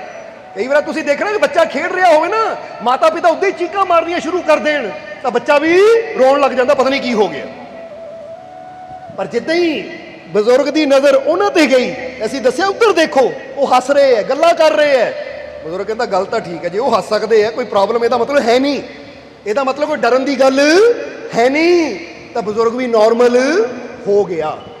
ਇੱਥੋਂ ਸਿੱਖਿਆ ਕੀ ਮਿਲਦੀ ਹੈ ਕਿ ਅਗਰ ਡਰਦਿਆਂ ਹੋਇਆਂ ਵੱਲ ਦੇਖਾਂਗੇ, ਡਰਦਿਆਂ ਹੋਇਆਂ ਦੀ ਸੋਬਤ ਕਰਾਂਗੇ ਤਾਂ ਅਸੀਂ ਵੀ ਡਰਨਾ ਸ਼ੁਰੂ ਕਰ ਦੇਵਾਂਗੇ, ਘਬਰਾਣਾ ਸ਼ੁਰੂ ਕਰ ਦੇਵਾਂਗੇ। ਤਾਂ ਅਗਰ ਨਿਡਰ ਜਿਹੜੇ ਹੈ ਨਾ, ਜਿਹੜੇ ਹੌਸਲੇ ਵਾਲੇ ਹੈ, ਸਾਹਸੀ ਹੈ, ਆਪਣੇ ਮਾਲਿਕ ਤੇ ਵਿਸ਼ਵਾਸ ਕਰਨ ਵਾਲੇ ਹੈ, ਮੁਸਕਰਾਉਣ ਵਾਲੇ ਹੈ, ਅਗਰ ਉਹਨਾਂ ਦੀ ਤਰਫ ਦੇਖਾਂਗੇ, ਉਹਨਾਂ ਦੀ ਸੋਬਤ ਕਰਾਂਗੇ ਤਾਂ ਸਾਡੇ ਜੀਵਨ 'ਚ ਜਿਹੜਾ ਮਾੜਾ ਮੋਟਾ ਡਰ ਹੈ ਉਹ ਵੀ ਖਤਮ ਹੋ ਜਾਏਗਾ। ਚਲੋ ਸਮਝਦੇ ਹੋ ਕਿ ਨਹੀਂ? ਇਸ ਲਈ ਜਦ ਵੀ ਦੇਖੋ, ਜਦ ਵੀ ਬੈਠੋ, ਉਹਨਾਂ ਦੇ ਕੋਲ ਬੈਠੋ ਜੋ ਕਿ ਬਹਾਦੁਰ ਹੈ, ਜੋ ਸਾਹਸੀ ਹੈ। ਔਰ ਗੁਰੂਆਂ, ਰਹਿਬਰਾਂ, ਪੀਰਾਂ, ਫਕੀਰਾਂ ਦੇ ਨਾਲੋਂ ਤਾਂ ਕੋਈ ਸਾਹਸੀ ਹੋ ਹੀ ਨਹੀਂ ਸਕਦਾ। ਇਸੇ ਲਈ ਤਾਂ ਸੂਲੀ ਤੇ ਚੜ੍ਹ ਗਏ ਪਰ ਉਫ ਤੱਕ ਨਹੀਂ ਕੀਤੀ, ਤਤੀਆਂ ਤਵੀਆਂ ਤੇ ਬਹਿ ਕੇ ਵੀ ਗੁਰੂਆਂ ਨੇ ਹਾਏ ਤੱਕ ਨਹੀਂ ਕੀਤੀ। ਉੱਥੇ ਵੀ ਸਾਨੂੰ ਇੱਕੋ ਹੀ ਗੱਲ ਸਿਖਾਈ ਕਿ ਤੇਰਾ ਭਾਣਾ ਇਹਨੂੰ ਕਹਿੰਦੇ ਹੈ। ਤਾਂ ਹੀ ਕਿਹਾ ਜਾਂਦਾ ਹੈ ਕਿ ਗੁਰੂਆਂ ਰਹਿਬਰਾਂ ਦੀ ਸੋਬਤ ਵਿੱਚ ਬਹਿ ਕੇ ਸਾਡੇ ਵਿਚਾਰ, ਸਾਡੀ ਸੋਚ, ਸਾਡੀ ਸਮਝ ਬਦਲਦੀ ਹੈ। ਕਿਉਂਕਿ ਇੱਕ ਇਨਸਾਨ ਡਰਨ ਵਾਲਾ ਜਦੋਂ ਉਹਨੂੰ ਕਿਸੇ ਫਕੀਰ ਦੀ ਸੋਬਤ ਮਿਲ ਜਾਂਦੀ ਤਾਂ ਉਹਦਾ ਸਾਰਾ ਡਰ ਉਦੋਂ ਹੀ ਖਤਮ ਹੋ ਜਾਂਦਾ ਹੈ। ਇਹ ਗੱਲ ਯਾਦ ਰੱਖਣਾ। ਇਸ ਲਈ ਅਸੀਂ ਇੱਕ ਗੱਲ ਕਈ ਵਾਰ ਆਪਣੇ ਅੰਦਰ ਨਾ, ਸਾਡੇ ਅੰਦਰ ਇੱਕ ਚੀਜ਼ ਚੱਲਦੀ ਹੈ ਕਿ ਜ਼ਿੰਦਗੀ ਬਹੁਤ ਖੂਬਸੂਰਤ ਹੈ, ਜ਼ਿੰਦਗੀ ਬਹੁਤ खूबसूरत है, तुम्हारी सोच ही तुमको हंसाती है, रुलाती है। जिंदगी तो बहुत खूबसूरत है, ये तुम्हारी सोच ही है जो तुमको हंसाती है, तुमको रुलाती है। इसलिए हुण अगली लाइन बड़ी समझण वाली है, इनू समझ लेना फिर तुहाडी जिंदगी भी बदल सकती है। क्योंकि कुछ दसिया ना लाइनां हुंदियां, अगर उन्होंने दिल ते लिख लीए तो साडा जीवन बदलना शुरू हो जाता। और असीं भी चाहते कि अज तुहाडे जीवन च भी बदलाव आवे। वो की है कि जिंदगी बहुत खूबसूरत है, ये तुम्हारी सोच ही है जो हंसाती है, रुलाती है। जो मुश्किलों का सामना करता है मुस्कुराकर, कामयाबी उसके आगे सर को झुकाती है। तुसीं जीवन च कामयाब होना चाहते हो ना? बोलो चाहते हो कि नहीं? फिर कह दो कि हाँ असीं कामयाब होना, कामयाब होना, सफल होना, खुश होना, तंदुरुस्त होना। तो हुण जे तंदुरुस्ती चाहते हो तो बीमारी तो डरो ना, बीमारी का सामना मुस्कुरा के करो। समझते हो कि नहीं? अगर कोई बीमारी आ गई तो डरो ना, क्योंकि डरन नाल, चिंता करन नाल बीमारी बढ़ जाएगी। पर जे आई गई है, पता है कि आई गई है, तो हुण रोना नहीं है, उसका सामना मुस्कुरा के करना कि आजा तू आ गई है तो मैं डरना नहीं है, मैं मुस्कुरा के तेरा सामना करना है, क्योंकि मैनू अपने मालिक ते पूरा, और जे मेरा मालिक मेरे नाल है तो फिर कहांगे मुश्किल जिन्नी मर्जी बड़ी होवे, बीमारी होवे, चाहे किसी कारोबार नूं लैके मुश्किल होवे, या जीवन नूं लैके किसी तरह के भी हालात होण, मुश्किल जिन्नी मर्जी बड़ी होवे, पर अगर तुहानू अपने मालिक ते पूरा विश्वास है, अपने मालिक ते पूरा यकीन है, तो फिर याद रखो जित हमेशा तुहाडी होएगी, कामयाबी हमेशा तुहानू ही मिलेगी। क्योंकि असीं कई बार दसीदा ना कि मुश्किलों की औकात है। जे मैं अपने मालिक की रहमत नूं देखा तो उहदे सामने मुश्किलों की कोई हैसीयत नहीं है, औकात नहीं है, क्योंकि उसकी रहमत तो बहुत बड़ी है। ताही तो गुरु भी कहते हैं कि दिंदा दे लैंदे तक थक पाही जुगा जुगंतर, कहते उसकी रहमत बेअंत है, तेरी जिंदगी बहुत छोटी जी है। अगर तेरी जिंदगी और उसकी रहमत नूं देखा जाए तो तेरे वर्गियां करोड़ां ही जिंदगियां जन्म लैके मुक सकदियां, पर उसकी रहमत वो कदी मुक नहीं सकती। बस तेरे अंदर एक विश्वास होना चाहिए कि मेरा मालिक मेरे, जिद्दां एक बड़ी प्यारी कहानी पंचतंत्र के अंदर है। पंचतंत्र ने एक बच्चों की किताब है, पर वो चिद्दां दी कहानियां हैं कि अगर उन्होंने कहानियां असीं समझ लीए तो साडी जिंदगी बदल सकती है। वो कहानी बड़ी प्यारी है। एक बार ना एक अरबी घोड़ा, कहानी है जानवरों की, कि एक अरबी घोड़ा वो जंगल च आ गया। अरबी घोड़ा अपने मालिक दे कोल सी, पर दौड़ के अपने मालिक दे घरों दौड़ के जंगल च आ गया। जदों पहली बार वो जंगल च आया तो आंदे ही उसकी मुलाकात हो गई शेर नाल, जो जंगल का राजा है। हुण जदों शेर ने उन्होंने देखा तो शेर कहन लगा, भाई ये नस्ल का घोड़ा पहली बार मैं जंगल च देख रहा, नहीं तो जंगली घोड़े तो बहुत देखे है। इनू मारन तो पहला, खाण तो पहला एक बार पुछ लवां आया कित्थों है, क्योंकि मार तो जदों मर्जी देवां। जिद्दां हुंदा कि मैं शेर हाँ, शिकार तो मैं जदों मर्जी कर लवां, पर एक बार पुछ तां लवां। पहली बार देख रहे इदां दे शानदार घोड़े नूं, आया कित्थों, है कौन है? ਤਾਂ ਸ਼ੇਰ ਨੇ ਉਹਨੂੰ ਪੁੱਛਿਆ, ਓਏ ਘੋੜੇ ਤੂੰ ਕੌਣ ਹੈ, ਕਿੱਥੋਂ ਆਇਆ, ਤੈਨੂੰ ਪਹਿਲੀ ਵਾਰ ਮੈਂ ਆਪਣੇ ਜੰਗਲ 'ਚ ਦੇਖ ਰਿਹਾ ਹਾਂ। ਤਾਂ ਘੋੜੇ ਨੇ ਕਿਹਾ ਡਰ ਕੇ ਕਿ ਤੁਸੀਂ ਕੌਣ ਹੋ? ਉਹ ਕਹਿੰਦਾ ਮੈਂ ਜੰਗਲ ਦਾ ਰਾਜਾ ਸ਼ੇਰ ਹਾਂ। ਤਾਂ ਹੁਣ ਘੋੜਾ ਥੋੜਾ ਸਮਝਦਾਰ ਸੀ। ਘੋੜੇ ਨੇ ਕਿਹਾ ਇਹ ਜੰਗਲ ਦੇ ਰਾਜੇ ਸ਼ੇਰ, ਮੈਂ ਆਪਣੇ ਮਾਲਿਕ ਦੇ ਜ਼ੁਲਮ ਤੋਂ ਤੰਗ ਆ ਕੇ ਬੜੀ ਮੁਸ਼ਕਿਲ ਜਾਨ ਬਚਾ ਕੇ ਤੁਹਾਡੇ ਰਾਜ ਵਿੱਚ ਆਇਆ, ਤੁਹਾਡੀ ਸ਼ਰਨ ਵਿੱਚ ਆਇਆ, ਮੈਨੂੰ ਆਪਣੀ ਸ਼ਰਨ 'ਚ ਲੈ ਲਓ। ਹੁਣ ਜਦੋਂ ਘੋੜੇ ਨੇ ਕਿਹਾ ਨਾ ਸ਼ਰਨ 'ਚ ਲੈ ਲਓ, ਤਾਂ ਸ਼ੇਰ ਨੂੰ ਆਇਆ ਕਿ ਇਹਨੂੰ ਮਾਰਨਾ ਨਹੀਂ ਹੈ, ਕਿਉਂਕਿ ਇਹਨਾਂ ਤਾਂ ਪਹਿਲੇ ਹੀ ਆਉਂਦੇ ਨੇ ਸਹਾਇਤਾ ਮੰਗੀ ਮੇਰੇ ਕੋਲੋਂ, ਮਦਦ ਮੰਗੀ ਮੇਰੇ ਕੋਲੋਂ ਕਿ ਮੇਰੀ ਸਹਾਇਤਾ ਕਰੋ, ਮੈਂ ਆਪਣੇ ਮਾਲਿਕ ਦੇ ਜ਼ੁਲਮ ਤੋਂ ਤੰਗ ਆ ਕੇ ਤੁਹਾਡੀ ਸ਼ਰਨ ਵਿੱਚ ਆਇਆ, ਮੈਨੂੰ ਸ਼ਰਨ ਦਿਓ। ਤਾਂ ਸ਼ੇਰ ਕਹਿੰਦਾ ਫਿਕਰ ਨਾ ਕਰ, ਜੇ ਮੇਰੀ ਸ਼ਰਨ ਮੰਗੀ ਹੈ ਤਾਂ ਅੱਜ ਤੋਂ ਤੂੰ ਮੇਰਾ ਮਿੱਤਰ, ਅੱਜ ਤੋਂ ਤੂੰ ਮੇਰਾ ਦੋਸਤ ਮਿੱਤਰ। ਹੁਣ ਜਿੱਥੇ ਮੈਂ ਜਾਊਂਗਾ ਤੂੰ ਮੇਰੇ ਨਾਲ ਚੱਲੀ, ਔਰ ਜਿੱਥੇ ਤੂੰ ਜਾਊਂਗਾ ਮੈਂ ਤੇਰੇ ਨਾਲ। ਬਸ ਹੁਣ ਕਹਿੰਦੇ ਉਹ ਅਰਬੀ ਘੋੜੇ 'ਚ ਔਰ ਸ਼ੇਰ 'ਚ ਬੜੀ ਮਿੱਤਰਤਾ ਹੋ ਗਈ। ਹੁਣ ਅਰਬੀ ਘੋੜਾ ਪਹਿਲੀ ਵਾਰ ਜੰਗਲ 'ਚ ਆਇਆ ਸੀ, ਜੰਗਲ ਦੇ ਹਾਲਾਤ ਕੀ ਹੁੰਦੇ ਉਹਨੂੰ ਪਤਾ ਨਹੀਂ ਸੀ। ਹੁਣ ਹੋਇਆ ਕੀ ਕਿ ਜਦੋਂ ਉਹਨੇ ਜੰਗਲ ਦੇ ਵਿੱਚ ਸ਼ੇਰ ਦੇ ਨਾਲ ਜਾਣਾ ਤਾਂ ਜਿੰਨੇ ਜਾਨਵਰ ਹੋਣੇ ਨਾ, ਜੇ ਕਿਤੇ ਹਿਰਨ ਚੁਗਦੇ ਐ ਘਾਸ, ਜਾਂ ਕਿਤੇ ਗਿੱਦੜ ਹੈ, ਕਿਤੇ ਭੇੜੀਏ ਹੈ, ਕਿਤੇ ਕੋਈ ਵੀ ਜਾਨਵਰ ਹੈ, ਜਿੱਦਾਂ ਹੀ ਇਹ ਘੋੜੇ ਨੇ ਦੇਖਣਾ ਤਾਂ ਸਾਰਿਆਂ ਨੂੰ ਦੌੜ ਜਾਣਾ। ਤਾਂ ਘੋੜਾ ਕਹਿਣ ਲੱਗਾ ਪਤਾ ਨਹੀਂ ਮੇਰੇ ਤੋਂ ਹੀ ਡਰਦੇ ਐ ਹੈ, ਮੈਂ ਜਿੱਧਰ ਜਾਂਦਾ ਆ, ਹਾਲਾਂਕਿ ਸ਼ੇਰ ਉਹਦੇ ਨਾਲ ਹੁੰਦਾ ਹੈ। ਤਾਂ ਘੋੜੇ ਨੂੰ ਇੱਕ ਗਲਤਫਹਿਮੀ ਹੋਣ ਲੱਗ ਪਈ। ਉਹ ਗਲਤਫਹਿਮੀ ਕੀ ਹੋਣ ਲੱਗੀ ਕਿ ਮੈਂ ਜੰਗਲ 'ਚ ਪਹਿਲੀ ਵਾਰ ਆਇਆ, ਲੱਗਦਾ ਇਹ ਜਾਨਵਰ ਮੇਰੇ ਤੋਂ ਬੜਾ ਡਰਦੇ ਆ ਭਾਈ, ਬੜਾ ਭੈ ਖਾਂਦੇ ਆ ਮੇਰੇ ਤੋਂ, ਕਿਉਂਕਿ ਉਹਨਾਂ ਜੰਗਲ ਦਾ ਮਾਹੌਲ ਕਦੀ ਦੇਖਿਆ ਨਹੀਂ ਸੀ ਕਿ ਸ਼ੇਰ ਦਾ ਡਰ ਕਿੰਨਾ ਹੁੰਦਾ ਹੈ। ਇਸ ਲਈ ਉਹਨੂੰ ਲੱਗਦਾ ਕਿ ਸ਼ੇਰ ਤਾਂ ਰਹਿੰਦੇ ਜੰਗਲ 'ਚ ਹੈ, ਪਰ ਇਹ ਇੰਨਾ ਲੋਕ ਡਰ ਰਹੇ ਆ, ਇੰਨੇ ਜਾਨਵਰ ਡਰ ਰਹੇ ਆ, ਤਾਂ ਲੱਗਦਾ ਇਹ ਖੂਬੀ ਕਿਤੇ ਮੇਰੇ ਅੰਦਰ ਹੀ ਹੈ। ਇਸ ਲਈ ਹੁਣ ਜਿੱਥੇ ਵੀ ਸ਼ੇਰ ਨੇ ਜਾਣਾ ਘੋੜਾ ਨਾਲ ਹੀ ਹੁੰਦਾ ਸੀ, ਜਾਨਵਰਾਂ ਦੇਖ ਕੇ ਦੌੜ ਜਾਣਾ। ਤਾਂ ਹੁਣ ਇਹਦੇ ਮਨ 'ਚ ਜਦੋਂ ਇਹ ਗਲਤਫਹਿਮੀ ਆਉਣ ਲੱਗੀ ਤਾਂ ਇੱਕ ਦਿਨ ਸ਼ੇਰ ਨੂੰ ਕਹਿਣ ਲੱਗਾ ਕਿ ਤੁਸੀਂ ਦੇਖਿਆ ਕਿ ਜਿੱਧਰ ਵੀ ਮੈਂ ਜਾਂਦਾ ਕਿੱਦਾਂ ਜਾਨਵਰ ਦੇਖ ਕੇ ਮੈਨੂੰ ਡਰ ਜਾਂਦੇ ਆ, ਬੜੇ ਬੜੇ ਲੂੰਬੜ, ਬੜੇ ਬੜੇ ਭੇੜੀਏ, ਬੜੇ ਤੋਂ ਬੜੇ ਜਾਨਵਰ, ਇੱਥੇ ਤੱਕ ਕਿ ਹਾਥੀ ਤੱਕ ਵੀ ਮੈਨੂੰ ਦੇਖ ਕੇ ਡਰ ਜਾਂਦੇ ਆ, ਦੇਖਿਆ ਮੇਰੀ ਸ਼ਾਨ। ਤਾਂ ਸ਼ੇਰ ਹੱਸਿਆ। ਸ਼ੇਰ ਕਹਿੰਦਾ ਹਾਲੇ ਨੂੰ ਜੰਗਲ ਦੀ ਸਮਝ ਹੈ ਨਹੀਂ, ਹਾਲੇ ਨੂੰ ਜੰਗਲ ਦੀ ਸਮਝ ਹੈ ਨਹੀਂ, ਇਹਨੂੰ ਲੱਗਦਾ ਮੇਰੀ ਸ਼ਾਨ ਹੈ, ਪਰ ਇਹਨੂੰ ਕੀ ਪਤਾ ਇਹ ਸ਼ਾਨ ਇਹਦੀ ਨਹੀਂ ਹੈ। ਉਹ ਜਾਨਵਰ ਤਾਂ ਮੇਰੇ ਤੋਂ ਡਰਦੇ ਕਿਉਂਕਿ ਮੈਂ ਇਹਦੇ ਨਾਲ ਹੁੰਦਾ। ਹੁਣ ਇਸ ਲਈ ਉਹਨੇ ਘੋੜੇ ਨੂੰ ਸਮਝਾਇਆ ਕਿ ਦੇਖ ਅਰਬੀ ਘੋੜੇ, ਤੂੰ ਮੇਰਾ ਮਿੱਤਰ ਹੈ, ਮੈਂ ਤੇਰਾ ਬੁਰਾ ਹੁੰਦਾ ਨਹੀਂ ਦੇਖ ਸਕਦਾ। ਇਹ ਆਪਣੇ ਮਨ 'ਚ ਹੰਕਾਰ ਨਾ ਪਾਲੀ ਕਿ ਤੈਨੂੰ ਦੇਖ ਕੇ ਡਰਦੇ ਆ, ਦਰਅਸਲ ਮੈਂ ਤੇਰੇ ਨਾਲ ਹੁੰਦਾ ਤਾਂ ਇਹ ਜਾਨਵਰ ਡਰਦੇ ਆ ਤੇਰੇ ਤੋਂ। ਤਾਂ ਘੋੜਾ ਕਹਿੰਦਾ ਲੈ ਡਰਦੇ ਮੇਰੇ ਤੋਂ ਆ, ਪਰ ਆਪਣੀ ਵਡਿਆਈ ਐਵੇਂ ਕਰਨ ਲੱਗਾ ਸ਼ੇਰ, ਇਹ ਤਾਂ ਰਹਿੰਦੇ ਜੰਗਲ 'ਚ, ਇਹਨੂੰ ਕੋਈ ਡਰਨਾ। ਮੈਂ ਪਹਿਲੀ ਵਾਰ ਜੰਗਲ 'ਚ ਆਇਆ, ਸ਼ਾਇਦ ਮੇਰੇ ਵਰਗੇ ਘੋੜੇ ਨੂੰ ਦੇਖ ਕੇ ਜਾਨਵਰ ਡਰਦੇ ਹੋਣ, ਪਰ ਇਹ ਆਪਣੀ ਝੂਠੀ ਸ਼ਾਨ ਹੀ ਬਣਾਈ ਜਾਂਦਾ ਹੈ। ਇਸ ਲਈ ਕਿਉਂਕਿ ਘੋੜਾ ਨਵਾਂ ਸੀ, ਉਹਨੇ ਸ਼ੇਰ ਦੀਆਂ ਗੱਲਾਂ ਤੇ ਯਕੀਨ ਨਹੀਂ ਕੀਤਾ, ਵਿਸ਼ਵਾਸ ਨਹੀਂ ਕੀਤਾ। ਤੇ ਇੱਕ ਦਿਨ ਉਹਦੇ ਮਨ 'ਚ ਆਇਆ ਫਿਰ ਠੀਕ ਹੈ, ਕਿਸ ਦਿਨ ਮੈਂ ਇਕੱਲਾ ਹੀ ਡਰਾ ਕੇ ਦਿਖਾਊਂ ਸਾਰਿਆਂ ਨੂੰ। ਹਰ ਵੇਲੇ ਸ਼ੇਰ ਮੇਰੇ ਨਾਲ ਜਾਂਦਾ, ਹੁਣ ਮੈਂ ਸ਼ੇਰ ਤੋਂ ਬਿਨਾਂ ਇਕੱਲਾ ਹੀ ਨਿਕਲ ਕੇ ਦਿਖਾਊਂ। ਫਿਰ ਜਦੋਂ ਸਾਰੇ ਡਰਨਗੇ ਤਾਂ ਫਿਰ ਮੈਂ ਸ਼ੇਰ ਨੂੰ ਡੰਕੇ ਦੀ ਚੋਟ ਤੇ ਕਹੂੰਗਾ ਹੁਣ ਦੇਖ ਲੈ ਤੂੰ ਮੇਰੇ ਨਾਲ ਸੀ, ਆਹ ਦੇਖ ਮੈਂ ਕੀ ਕੀਤਾ। ਬੋਲੋ ਸਮਝਦੇ ਹੋ ਕਿ ਨਹੀਂ? ਕਿਉਂਕਿ ਇਹ ਨਾ ਸਮਝੀ ਸੀ ਘੋੜੇ ਦੀ, ਇਹ ਕਹਿ ਲੋ ਕਿ ਇੱਕ ਹੰਕਾਰ ਆ ਗਿਆ ਘੋੜੇ ਦੇ ਅੰਦਰ, ਇੱਕ ਨਾ ਸਮਝੀ ਸੀ ਕਿ ਮੈਨੂੰ ਸ਼ੇਰ ਦੀ ਜ਼ਰੂਰਤ ਨਹੀਂ ਹੈ, ਤਾਂ ਮੇਰਾ ਡਰ ਹੈ ਕਿਉਂਕਿ ਮੈਂ ਇੰਨਾ ਬਲਸ਼ਾਲੀ, ਇੰਨਾ ਉੱਚੀ ਨਸਲ ਦਾ, ਮੇਰੇ ਵਰਗਾ ਹੋਰ ਕੋਈ ਹੈ ਹੀ ਨਹੀਂ। ਤਾਂ ਹੀ ਤਾਂ ਸ਼ੇਰ ਨੇ ਵੀ ਕਿਹਾ ਤੇਰੇ ਵਰਗਾ ਦੇਖਿਆ ਹੀ ਨਹੀਂ ਕੋਈ ਵੀ। ਹੁਣ ਸ਼ੇਰ ਨੇ ਤਾਂ ਸਿਫਤ ਕੀਤੀ ਸੀ ਉਹਦੀ, ਪਰ ਉਹ ਉਲਟਾ ਲੈ ਗਿਆ।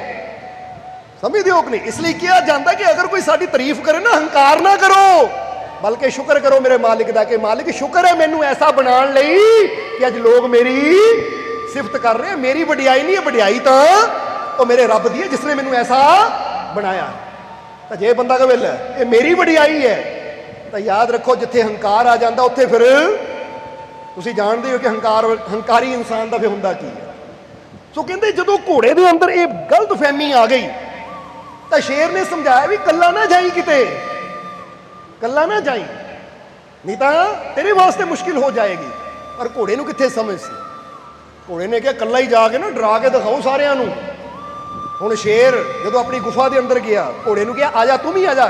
ਤਾਂ ਘੋੜਾ ਕਹਿੰਦਾ ਨਹੀਂ ਮੈਂ ਥੋੜਾ ਬਾਹਰ ਖੁੱਲੀ ਹਵਾ 'ਚ ਬੈਠ ਲਵਾਂ, ਬਾਅਦ ਵਿੱਚ ਮੈਂ ਆ ਜਾਂਦਾ, ਕਿਉਂਕਿ ਸ਼ੇਰ ਦੇ ਨਾਲ ਹੀ ਗੁਫਾ 'ਚ ਰਹਿੰਦਾ ਸੀ। ਹੁਣ ਘੋੜਾ ਨਾ ਦਿਖਾਉਣ ਵਾਸਤੇ ਸ਼ੇਰ ਨੂੰ, ਜਦੋਂ ਸ਼ੇਰ ਗੁਫਾ 'ਚ ਗਿਆ, ਸਮਝਾਉਣ ਦੇ ਬਾਵਜੂਦ ਵੀ ਘੋੜੇ ਨੂੰ ਸਮਝ ਨਹੀਂ ਆਈ ਔਰ ਘੋੜਾ ਇਕੱਲਾ ਹੀ ਜੰਗਲ ਨੂੰ ਨਿਕਲ ਗਿਆ। ਜਦੋਂ ਇਕੱਲਾ ਜੰਗਲ ਨੂੰ ਨਿਕਲਿਆ ਤਾਂ ਫਿਰ ਹੋਇਆ ਕੀ? ਫਿਰ ਅੰਦਾਜ਼ਾ ਲਗਾਓ। ਜਦੋਂ ਕੱਲਾ ਹੀ ਨਿਕਲ ਗਿਆ, ਸਾਹਮਣੇ ਦੇਖਿਆ ਭੇੜੀਆਂ ਦੀ ਟੋਲੀ, ਕਿਉਂਕਿ ਭੇੜੀਏ ਜਦ ਵੀ ਚੱਲਦੇ ਟੋਲੀ ਚੱਲਦੇ।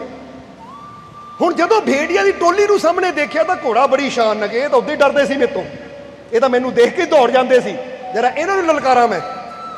ਹੁਣ ਕਹਿੰਦੇ ਜਦੋਂ ਘੋੜਾ ਉਹਨਾਂ ਨੂੰ ਗਿਆ ਔਰ ਭੇੜੀਏ ਨੇ ਦੇਖਿਆ ਕਿ ਅੱਜ ਮੌਕਾ ਹੈ, ਇੰਨਾ ਮੋਟਾ ਤਗੜਾ ਘੋੜਾ ਕੱਲਾ ਹੀ ਹੈ, ਅੱਜ ਮੌਕਾ ਹੈ ਇਹਨੂੰ ਖਾਣ ਦਾ।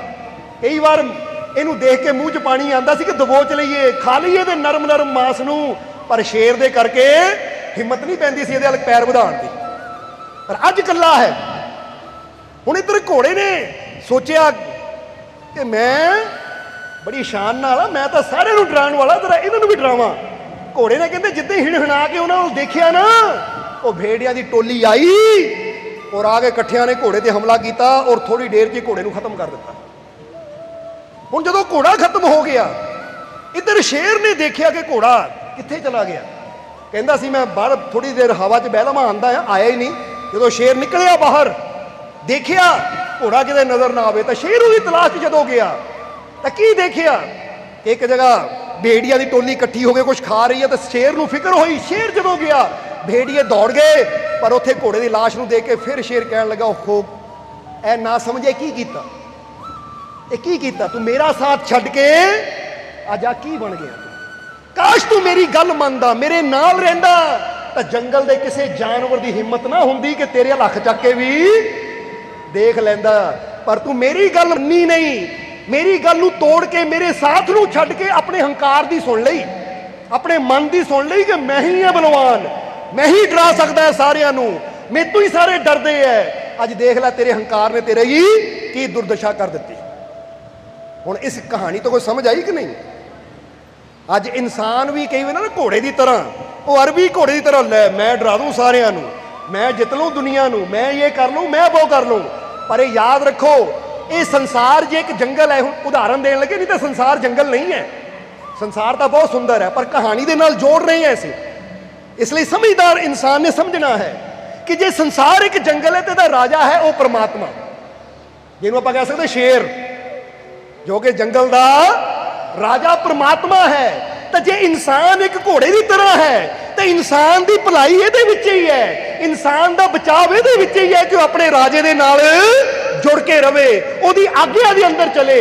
ਕਿਉਂਕਿ ਅਗਰ ਅਸੀਂ ਆਪਣੇ ਪ੍ਰਭੂ ਦੀ ਆਗਿਆ ਦੇ ਅੰਦਰ ਚਲਾਂਗੇ, ਉਹਨੂੰ ਆਪਣੇ ਨਾਲ ਰੱਖਾਂਗੇ, ਤਾਂ ਕਿਸੇ ਵੀ ਭੇੜੀਏ ਰੂਪੀ ਬਿਮਾਰੀ ਦੀ, ਪਰੇਸ਼ਾਨੀ ਦੀ ਜਾਂ ਕਿਸੇ ਵੀ ਤਕਲੀਫ ਦੁੱਖ ਦੀ ਹਿੰਮਤ ਨਹੀਂ ਹੋਏਗੀ ਕਿ ਸਾਡੇ ਵੱਲ ਉਹ ਦੇਖ ਸਕਣ। ਸਮਝਦੇ ਹੋ? ਪਰ ਜਦੋਂ ਅਸੀਂ ਇਮਾਨ ਕਰੀਏ ਕਿ ਮੈਨੂੰ ਰੱਬ ਦੀ ਲੋੜ ਕੀ ਹੈ, ਮੈਨੂੰ ਗੁਰੂ ਦੀ ਲੋੜ ਕੀ ਹੈ, ਮੈਨੂੰ ਮੁਰਸ਼ਿਦ ਦੀ ਲੋੜ ਕੀ ਹੈ, ਮੈਂ ਇਕੱਲਾ ਹੀ ਜਿੱਤ ਲਊਂ, ਮੈਂ ਇਕੱਲਾ ਹੀ ਇਹ ਕਰ ਲਊਂ, ਮੈਂ ਇਕੱਲਾ ਹੀ ਉਹ ਕਰ ਲਊਂ, ਤਾਂ ਫਿਰ ਐਸੇ ਹੰਕਾਰੀ ਇਨਸਾਨ ਦਾ ਹਾਲ ਵੀ ਉਹ ਅਰਬੀ ਘੋੜੇ ਵਾਲਾ ਹੀ ਹੁੰਦਾ ਹੈ ਕਿ ਜਿਹੜਾ ਕਹਿੰਦਾ ਲੈ ਮੈਨੂੰ ਸ਼ੇਰ ਦੇ ਸਾਥ ਦੀ ਕੀ ਲੋੜ ਹੈ, ਇਹ ਦੁਨੀਆ ਤਾਂ ਮੇਰੇ ਤੋਂ ਡਰਦੀ ਹੈ, ਯਾਨੀ ਮੈਂ ਡਰਾਊਂ ਇਹਨਾਂ ਨੂੰ ਜਾਂ ਮੈਂ ਇੱਦਾਂ ਕਰੂੰ। ਉਹ ਕਹਿੰਦੇ ਨਹੀਂ, ਉਹਦੀ ਰਹਿਮਤ ਤੋਂ ਬਿਨਾਂ, ਉਹਦੀ ਕਿਰਪਾ ਤੋਂ ਬਿਨਾਂ ਜ਼ਿੰਦਗੀ 'ਚ ਕਾਮਯਾਬ ਹੋਣਾ, ਤਕਲੀਫਾਂ ਦੁੱਖਾਂ ਮੁਸ਼ਕਿਲਾਂ ਚੋਂ ਨਿਕਲਣਾ ਬਹੁਤ ਹੀ ਮੁਸ਼ਕਿਲ ਹੈ। ਇਸ ਲਈ ਅਗਰ ਹਰ ਮੁਸ਼ਕਿਲ, ਹਰ ਪਰੇਸ਼ਾਨੀ ਚੋਂ ਅਸੀਂ ਨਿਕਲਣਾ ਚਾਹੁੰਦੇ ਹਾਂ ਜਾਂ ਚਾਹੁੰਦੇ ਹਾਂ ਕਿ ਮੁਸ਼ਕਿਲਾਂ ਤੋਂ ਮੈਂ ਨਾ ਡਰਾਂ ਬਲਕਿ ਮੁਸ਼ਕਿਲਾਂ ਮੇਰੇ ਤੋਂ ਡਰਨ, ਤਾਂ ਸਭ ਤੋਂ ਪਹਿਲਾਂ ਇਹ ਗੱਲ ਆਪਣੇ ਅੰਦਰ ਸਮਝਣੀ ਪਏਗੀ ਕਿ ਮੈਨੂੰ ਆਪਣੇ ਮਾਲਿਕ ਦੀ ਰਹਿਮਤ ਦੀ, ਆਪਣੇ ਮਾਲਿਕ ਦੇ ਸਾਥ ਦੀ ਬਹੁਤ ਜ਼ਿਆਦਾ ਜ਼ਰੂਰਤ ਹੈ।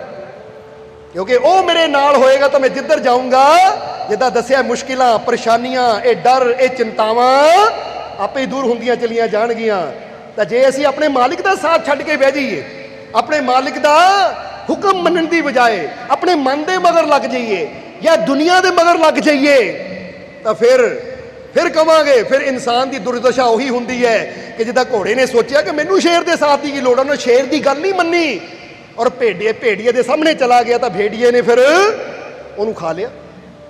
ਅੱਜ ਇਹੀ ਹਾਲਤ ਉਸ ਨਾ ਸਮਝ ਇਨਸਾਨ ਦੀ ਹੋ ਜਾਂਦੀ ਜੋ ਆਪਣੇ ਹੰਕਾਰ ਦੇ ਅੰਦਰ ਆ ਕੇ ਕਹਿੰਦਾ ਮੈਨੂੰ ਗੁਰੂ ਦੀ ਜਾਂ ਰੱਬ ਦੀਆਂ ਰਹਿਮਤਾਂ ਦੀ ਕੋਈ ਜ਼ਰੂਰਤ ਨਹੀਂ ਹੈ। ਸੋ ਫਿਰ ਕਵਾਂਗੇ, ਅਗਰ ਜ਼ਿੰਦਗੀ 'ਚ ਖੁਸ਼ੀ ਚਾਹੀਦੀ ਹੈ, ਕਾਮਯਾਬੀ ਚਾਹੀਦੀ ਹੈ, ਤਾਂ ਫਿਰ ਆਪਣੇ ਮਾਲਿਕ ਨੂੰ ਹਮੇਸ਼ਾ ਆਪਣੇ ਨਾਲ ਰੱਖੋ ਔਰ ਸਦਾ ਉਹਦੇ ਹੁਕਮ ਅੰਦਰ ਚੱਲਦੇ ਰਹੋ। ਹੁਣ ਜਰਾ ਸੋਚੋ, ਜੇ ਘੋੜਾ ਸ਼ੇਰ ਦੀ ਗੱਲ ਮੰਨ ਲੈਂਦਾ, ਉਹਨੂੰ ਹਰ ਵੇਲੇ ਨਾਲ ਰੱਖਦਾ, ਤਾਂ ਫਿਰ ਘੋੜੇ ਨੇ ਅੱਜ ਵੀ ਸ਼ਾਨ ਦੇ ਨਾਲ ਜੀਣਾ ਸੀ। ਫਿਰ ਅੱਜ ਉਹਦੀ ਇਹ ਦੁਰਦਸ਼ਾ ਨਹੀਂ ਹੋਣੀ ਸੀ, ਉਹਦੀ ਬੋਟੀ ਨੋਚੀ ਨਹੀਂ ਜਾਣੀ ਸੀ। इसलिए अगर ਅਸੀਂ भी जीवन च कामयाबी चाहते हैं, सफलता चाहते हैं, तो कभी भी कल्ले नहीं कदम बढ़ाना, बल्कि एक विश्वास रखना है कि मेरा मालिक मेरे,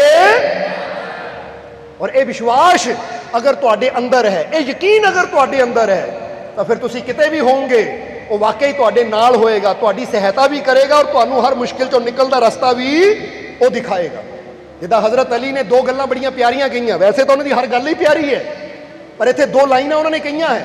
पहली लाइन वो कहते हैं कि खुदा की कहता है, हजरत अली कहते रब दा फरमान की है, वो दसदे है कि रब दा फरमान है कि ऐ इंसान तू मेरा बनकर तो देख, मैं हर शय को तेरी ना बना दूं तो कहना।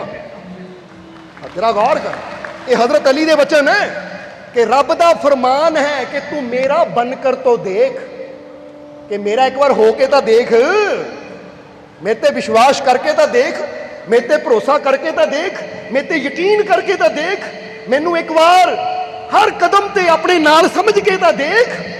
कहते तू मेरा बनकर तो देख, फिर हर शय को तेरी ना बना दूं तो कहना। और फिर दूजी लाइन की गई कि खुदा की कहता है, ओ रब, ओ परमात्मा वाहिगुरु अल्लाह की कहता है, वो कहता तू मेरा जिक्र कर।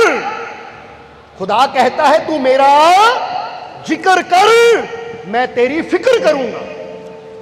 जरा गौर करना, तू मेरा जिक्र कर, मैं तेरी फिक्र करूंगा। तू मुझ पर यकीन रख, तू मुझ पर यकीन रख, मैं वहां से भी तेरे लिए दरवाजे खोल दूंगा, यहां पर दीवारें होंगी।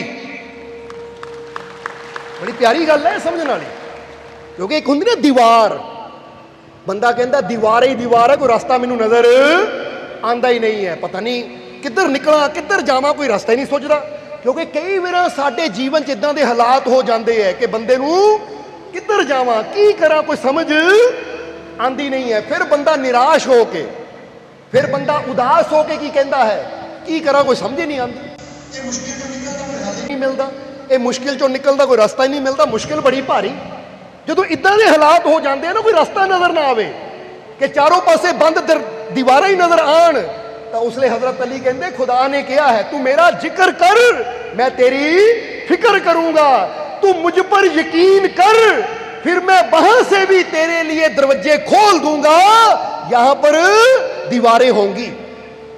कहते जिथे दीवार भी होएगी ना, तू मेरे ते यकीन रख, फिर उथों भी तेरे वास्ते इदां दा दरवाजा खोलूंगा कि बंदा कहेगा इत्थे रास्ता नहीं है, उत्थे भी रास्ता बन जाएगा।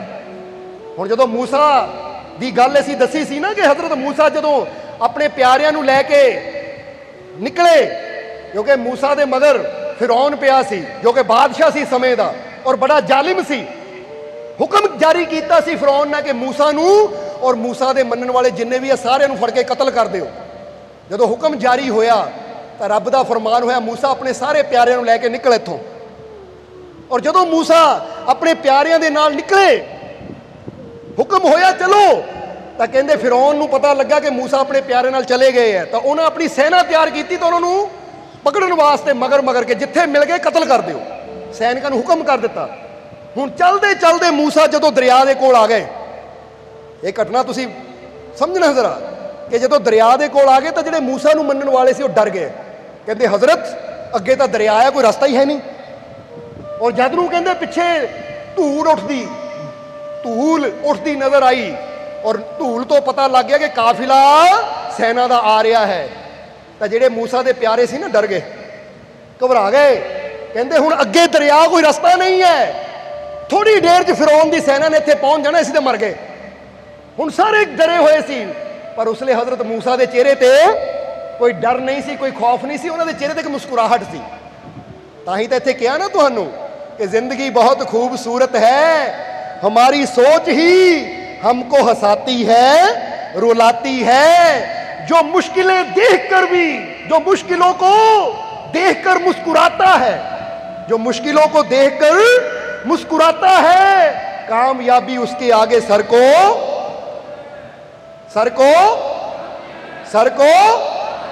आज तुहाडे जीवन में कोई मुश्किल है, हसदे हो थोड़ा जिहा, वो भी सर झुकाएगी तुहाडे अगे और कामयाबी तुहानू मिलेगी। क्योंकि कामयाबी उसी के आगे सर को झुकाती है। एक कामयाबी ਉਹਦੇ ਅੱਗੇ ਸਰ ਨੂੰ ਝੁਕਾਉਂਦੀ ਹੈ ਜਿਹਦੇ ਚਿਹਰੇ ਤੇ ਮੁਸ਼ਕਿਲ ਦੇ ਵਿੱਚ ਵੀ ਸਮਾਈਲ ਹੋਵੇ। ਕਿਉਂ? ਕਿਉਂਕਿ ਮੁਸ਼ਕਿਲ ਵਿੱਚ ਸਮਾਈਲ ਕੌਣ ਕਰ ਸਕਦਾ ਹੈ? ਮੁਸ਼ਕਿਲ ਦੇ ਵਿੱਚ ਹੱਸ ਕੌਣ ਸਕਦਾ ਹੈ? ਜਿਹਨੂੰ ਆਪਣੇ ਮਾਲਿਕ ਤੇ ਪੂਰਾ ਵਿਸ਼ਵਾਸ ਹੋਵੇ। ਹੁਣ ਸਾਰੇ ਡਰੇ ਹੋਏ ਸੀ, मूसा ਦੇ ਸਾਥੀ ਡਰੇ ਹੋਏ ਸੀ, ਪਰ मूसा ਮੁਸਕਰਾ ਰਹੇ ਸੀ। ਹੁਣ ਫਰਕ ਕੀ ਸੀ? ਹਾਲਾਤ ਉਹੀ ਹੈ, ਸਾਹਮਣੇ ਦਰਿਆ ਹੈ, ਪਿੱਛੇ ਸੈਨਾ ਫਿਰੌਨ ਦੀ, और कोई रास्ता नजर नहीं आ रहा। हुण हालात उही है जिन्हों देख के मूसा दे साथी डर रहे हैं, हालात उही है जिन्हों देख के मूसा मुस्कुरा रहा है। फर्क की पिया? फर्क कोई गल दा सी, इत्थे हालात नहीं बदले सी। इधर दरिया सी, पिछे सेना सी, अगे दरिया सी, पिछे सेना सी। हालात उही है, जिस हालात नूं देख के साथी डर रहे हैं, उन्हां हालातां नूं देख के मूसा मुस्कुरा रहा है। क्यों? क्योंकि मूसा दी सोच विश्वास नाल भरी सी। उन्होंने अपने रब ते पूरा यकीन सी कि मेरे रब ने कहा तू मेरे ते यकीन कर, मैं उत्थों भी रास्ता बना दूं जिथे कोई रास्ता नजर ही ना आवे। ये विश्वास सी। इसलिए जो साथी डरे हुए मूसा की करिए, हजरत की करिए, वो कहते फिक्र ना करो, ये खुदा साडे नाल है ना, अगर खुदा हमारे साथ है तो कोई हमारे खिलाफ हो ही नहीं सकता। वो कहते जो रब साडे नाल है तो डरन की जरूरत की है। तो उस वेले जदों मूसा ने कहा मैनू यकीन है कि जो रास्ता नजर नहीं आ रहा, मैनू यकीन है मेरा रब और मेरा प्यारा मैनू इत्थों भी निकलने का रास्ता दिखाएगा। कहते जो इन्नी गल कही तो मूसा नू इल्हाम हो गया, आवाज आई कि आ मूसा आ तेरे हाथ जो लाठी है ना, नू दरिया ते मार, दरिया के पानी ते लाठी मार। तो जरा पढ़ के देखना कुरान शरीफ के अंदर, पवित्र बाइबल के अंदर या बहुत ऐसे धार्मिक शास्त्र है जिन्होंने अंदर घटना, यहूदियों के ग्रंथ है अंदर एक घटना आती है कि जिद्दे ही हुक्म मन्निया मूसा ने दरिया के उपर लाठी मारी तो दरिया दो हिस्सों च बदल गया और गब्बे दी रास्ता बन गया। खुदा ने कहा ले ऐ मेरे प्यारे, तू मेरे ते यकीन किया तो मैं उत्थों भी रास्ता बना दिता जिथे कोई रास्ता सीगा ही नहीं, जिथे कोई रास्ता नजर ही नहीं आता सी, पर तेनू मेरे ते यकीन सी, देख उत्थों भी रास्ता बन गया। हुण अपने प्यारे नूं नाल लैके गुजर। हुण कहंदे जदों मूसा अपने प्यारे नूं नाल लैके वो दरिया दे विच दी गुजरे, पिछे फिरौन दी सेना भी आ गई। फिरौन दी सेना ने जदों मंजर देखा, फिरौन अगे अगे सेना पिछे पिछे, तो सेनापति ने कहा फिरौन ऐसी की करिए, बादशाह की करिए? वो कहंदे की करना, रास्ता है, चलो आपां भी चलदे हैं। कहंदे उन्होंने भी अपनी सेना उसे रास्ते च पा दी। इधर मूसा दरिया पार करने वाले सी अपने प्यारिਆਂ नाल, जदों प्यारिਆਂ ने देखा पिछे कि फिरौन की सेना भी दरिया च आ गई, वो कहते हुण तो पकड़े गए, वो घोड़ियां ते है, वो तेज रफ्तार घोड़ियां ते है और असीं पैदल है। मूसा कहते जल्दी चलो, फिक्र ना करो, डरन की लोड़ नहीं है। वो मुसीबत जिन्नी मर्जी नेड़े होवे, ये मूसा का वचन दिल ते लिख लियो, तैयार हो लिखण नूं? वो कहते मुसीबत जिन्नी मर्जी नेड़े होवे, पर उस मुसीबत तो भी ज्यादा नेड़े मेरा रब है, क्योंकि मेरे अंदर है। मुसीबत बाहरों आएगी पर रब कित्थे बैठा है? रब तो फिर नेड़े कौन होया? मुसीबत होई या तुहाडा रब? जवाब दे दो एक बार। हुण बंदा कहंदा आ बाहरों वायरस आ रहा है, वायरस बाहरों आ रहा है। पिछे जे आया सी चाइना तो, चाइना किन्ने 100 किलोमीटर है, बोलो समझदे हो कि नहीं? कहते ना चाइना तो वायरस आया, फैल गया पूरी दुनिया ते, या फलानी कंट्री तो आया, फिर इंडिया च आ गया, फलाने देश चला गया। ओ भाई ये चीज़ां बाहरों आंदियां है, पर मैनू बचाने वाली, मैनू बनाने वाली, मेरी रक्षा करने वाली जिहड़ी शक्ति है वो मेरे मेरे मेरे बस मैं उत्ते यकीन करना है कि बाहरों चीज़ नूं आंदियां टाइम लगना है, पर वो जिहड़ा मेरे अंदर है ਉਹਦੇ मैं अपना कनैक्शन जोड़ लवां।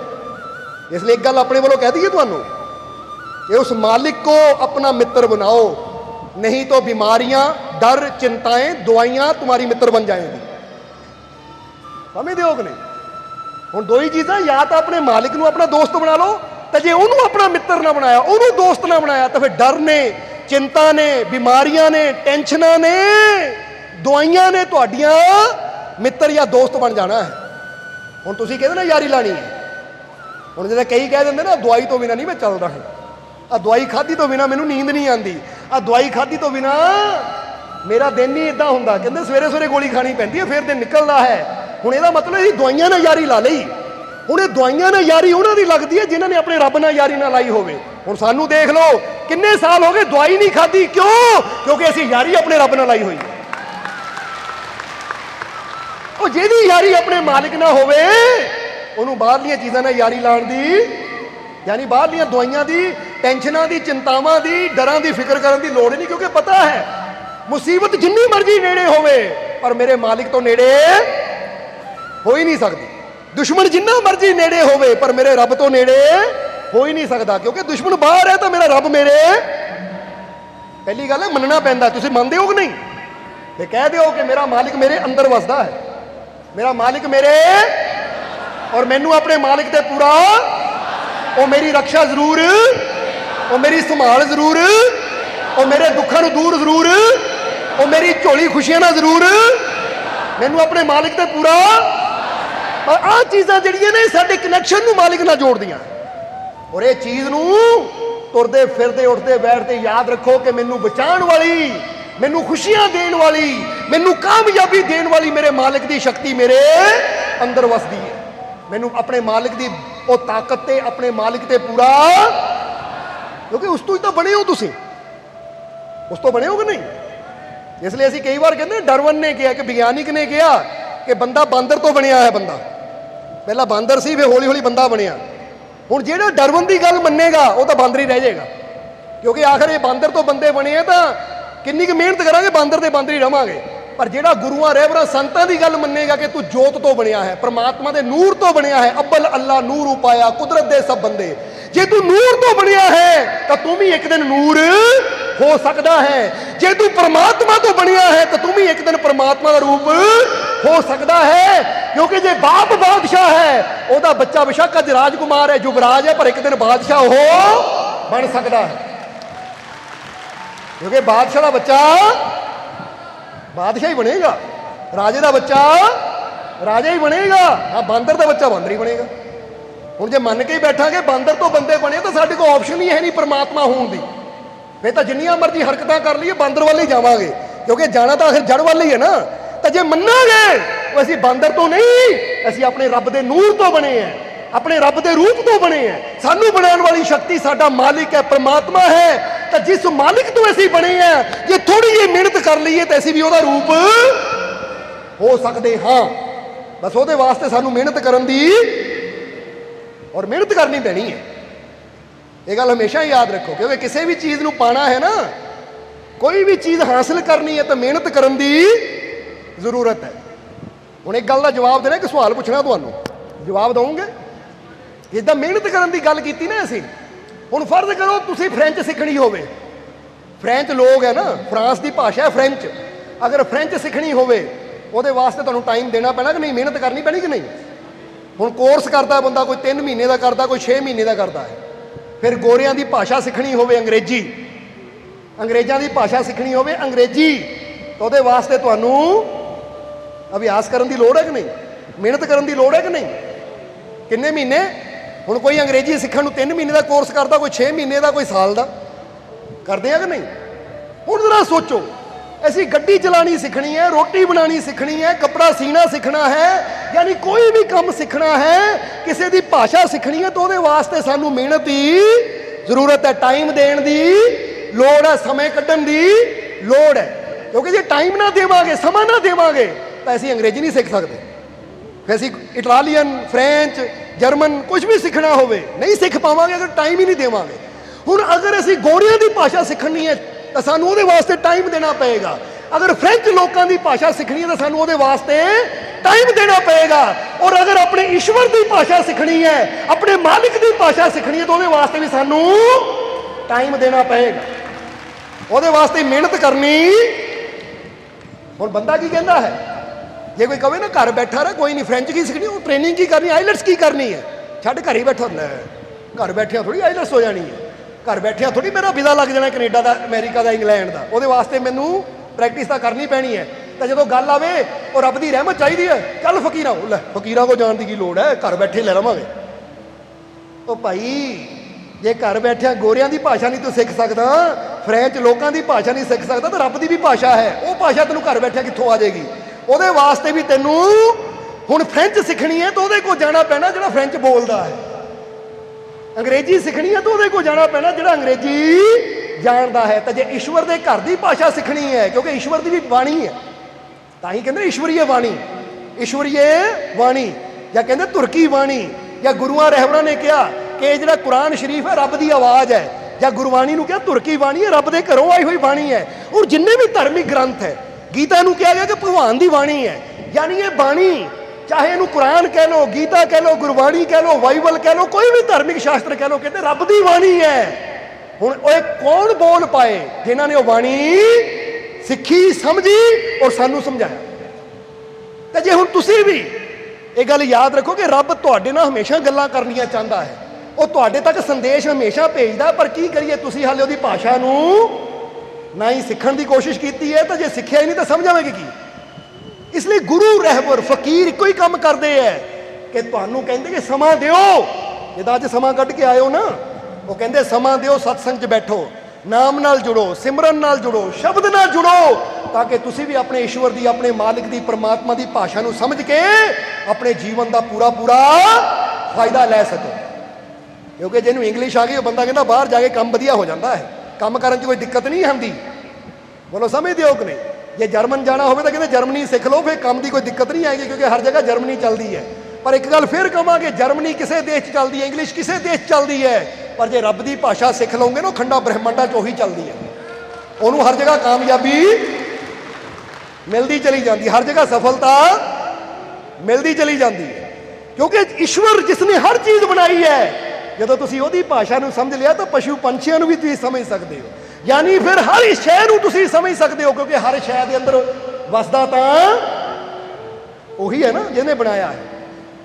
ਇਸ ਲਈ ਫਿਰ ਕਹਾਂਗੇ ਟਾਈਮ ਕੱਢਿਆ ਕਰੋ ਈਸ਼ਵਰ ਦੀ ਭਾਸ਼ਾ ਨੂੰ ਸਿੱਖਣ ਵਾਸਤੇ, ਮੈਡੀਟੇਸ਼ਨ ਵਾਸਤੇ, ਧਿਆਨ ਵਾਸਤੇ, ਸੰਤਾਂ ਦੀ ਸੋਬਤ ਵਿੱਚ ਆ ਕੇ ਬੈਠੋ, ਤਾਂ ਫਿਰ ਹੀ ਇਨਸਾਨ ਨੂੰ ਪਤਾ ਲੱਗਦਾ ਕਿ ਜ਼ਿੰਦਗੀ 'ਚ ਬਦਲਾਵ ਕਿੱਦਾਂ ਆਉਂਦਾ ਹੈ, ਜ਼ਿੰਦਗੀ 'ਚ ਖੁਸ਼ੀਆਂ ਕਿੱਦਾਂ ਆਉਂਦੀਆਂ ਹੈ। ਇਸ ਲਈ ਜੇ ਅੱਜ ਤੁਸੀਂ ਮਾਲਕ ਦੇ ਘਰ 'ਚ ਆਏ ਹੋ ਤਾਂ ਫਿਰ ਜਿੱਦਾਂ ਕਿਹਾ ਨਾ, ਇਹ ਫੀਲ ਕਰਨਾ ਹੈ, ਇਹ ਮਹਿਸੂਸ ਕਰਨਾ ਹੈ ਕਿ ਮੁਸ਼ਕਿਲ ਜਿੰਨੀ ਮਰਜ਼ੀ ਨੇੜੇ ਹੋਵੇ, ਦੁਸ਼ਮਣ ਜਿੰਨਾ ਮਰਜ਼ੀ ਨੇੜੇ ਹੋਵੇ, ਡਰਨਾ ਨਹੀਂ ਹੈ, ਕਿਉਂਕਿ ਹਰ ਮੁਸ਼ਕਿਲ ਤੋਂ, ਹਰ ਦੁਸ਼ਮਣ ਤੋਂ ਮੇਰਾ ਰੱਬ, ਮੇਰਾ ਮਾਲਿਕ ਮੇਰੇ ਜ਼ਿਆਦਾ ਨੇੜੇ ਹੈ।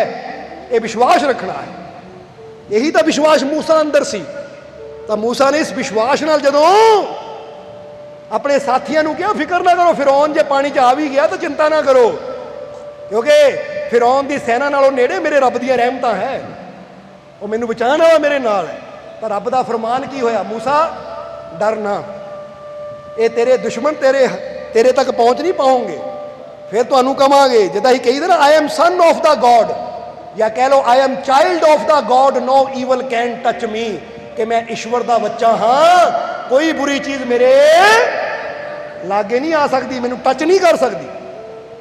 ਇਹ ਪਰ ਇਹ ਗੱਲ ਕਹਿਣੀ ਪੂਰੇ ਵਿਸ਼ਵਾਸ ਨਾਲ, ਬੋਲੋ ਸਮਝਦੇ ਹੋ ਕਿ ਨਹੀਂ? ਇਸ ਲਈ ਫਿਰ ਕਹਾਂਗੇ ਹਜ਼ਰਤ ਅਲੀ ਨੇ ਇੱਕ ਤੀਜੀ ਲਾਈਨ ਵੀ ਬੜੀ ਪਿਆਰੀ ਕਹੀ ਹੈ, ਉਹ ਕਹਿੰਦੇ ਹੈ ਦੁਆ ਉਸकी कबूल होती है। ये हजरत अली का कोट है, यानी उन्होंने बचन है कि दुआ उसकी कबूल होती है जिसे दुआ कबूल होने का पूरा यकीन होता है।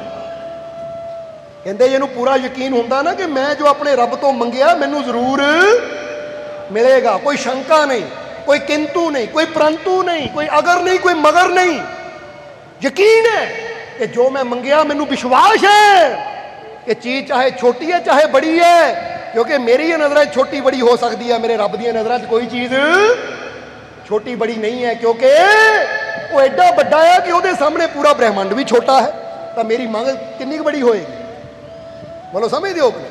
इसलिए यकीन होना चाहिए है कि मैं जो मंगिया है मैनू विश्वास है कि एक दिन वक्त आन ते ये मेरी हर जरूरत नू मेरा रब पूरी जरूर करेगा, जो मैं मंगिया मैनू जरूर मिलेगा।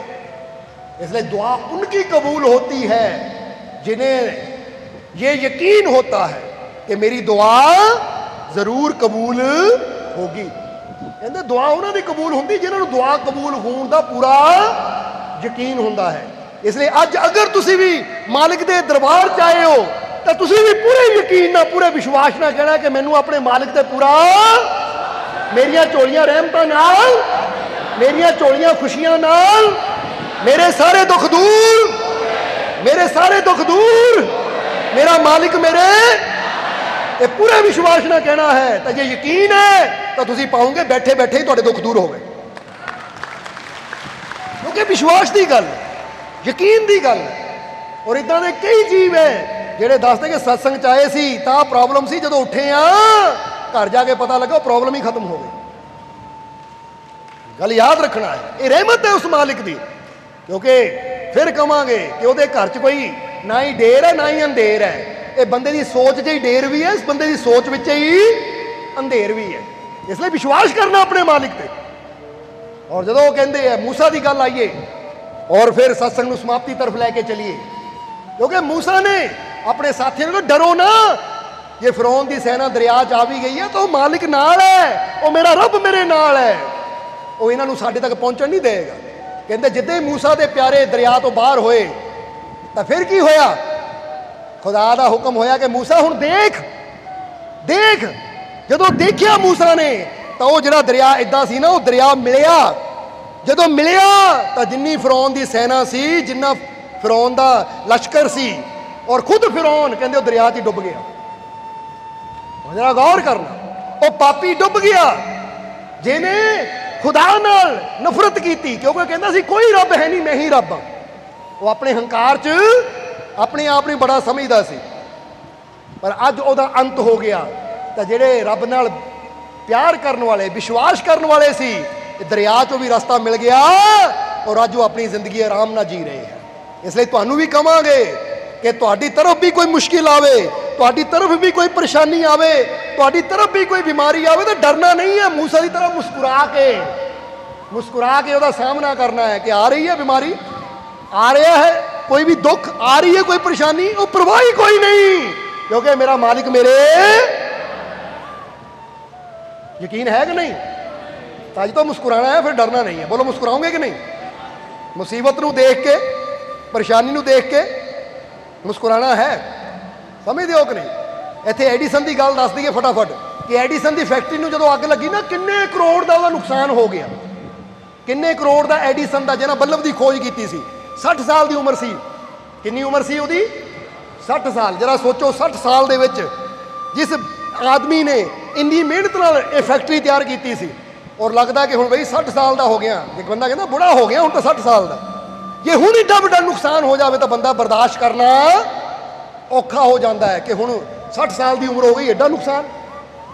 पर कहते हैं एडिसन उन्होंने देख के रोया नहीं। इधर अग लगी, घर जाके ना एडिसन आराम नाल बैठा खाना खा रहा, शांति नाल बैठा खाना खा रहा, अपने परिवार नाल हस हस के गल्लां कर रहा था। जदों एडिसन के मित्र नूं पता लगा कि एड्डा नुकसान हो गया, फैक्ट्री नूं अग लग गई, करोड़ों रुपया चला गया, कहते नूं मिलण आया। पर जदों एडिसन नूं आके देखदा है, वो तो हस रहा है, अपने परिवार नाल हस के गल्लां कर रहा है। उन्हें क्या मित्र पता लगा तेरी फैक्ट्री नूं अग लग गई, पेपरां 'च भी पढ़िया है, पर तू इदां हस रहा है, आराम नाल बैठा खाना खा रहा है, मुस्कुरा रहा है कि ये खबर सच्ची भी है कि झूठी है?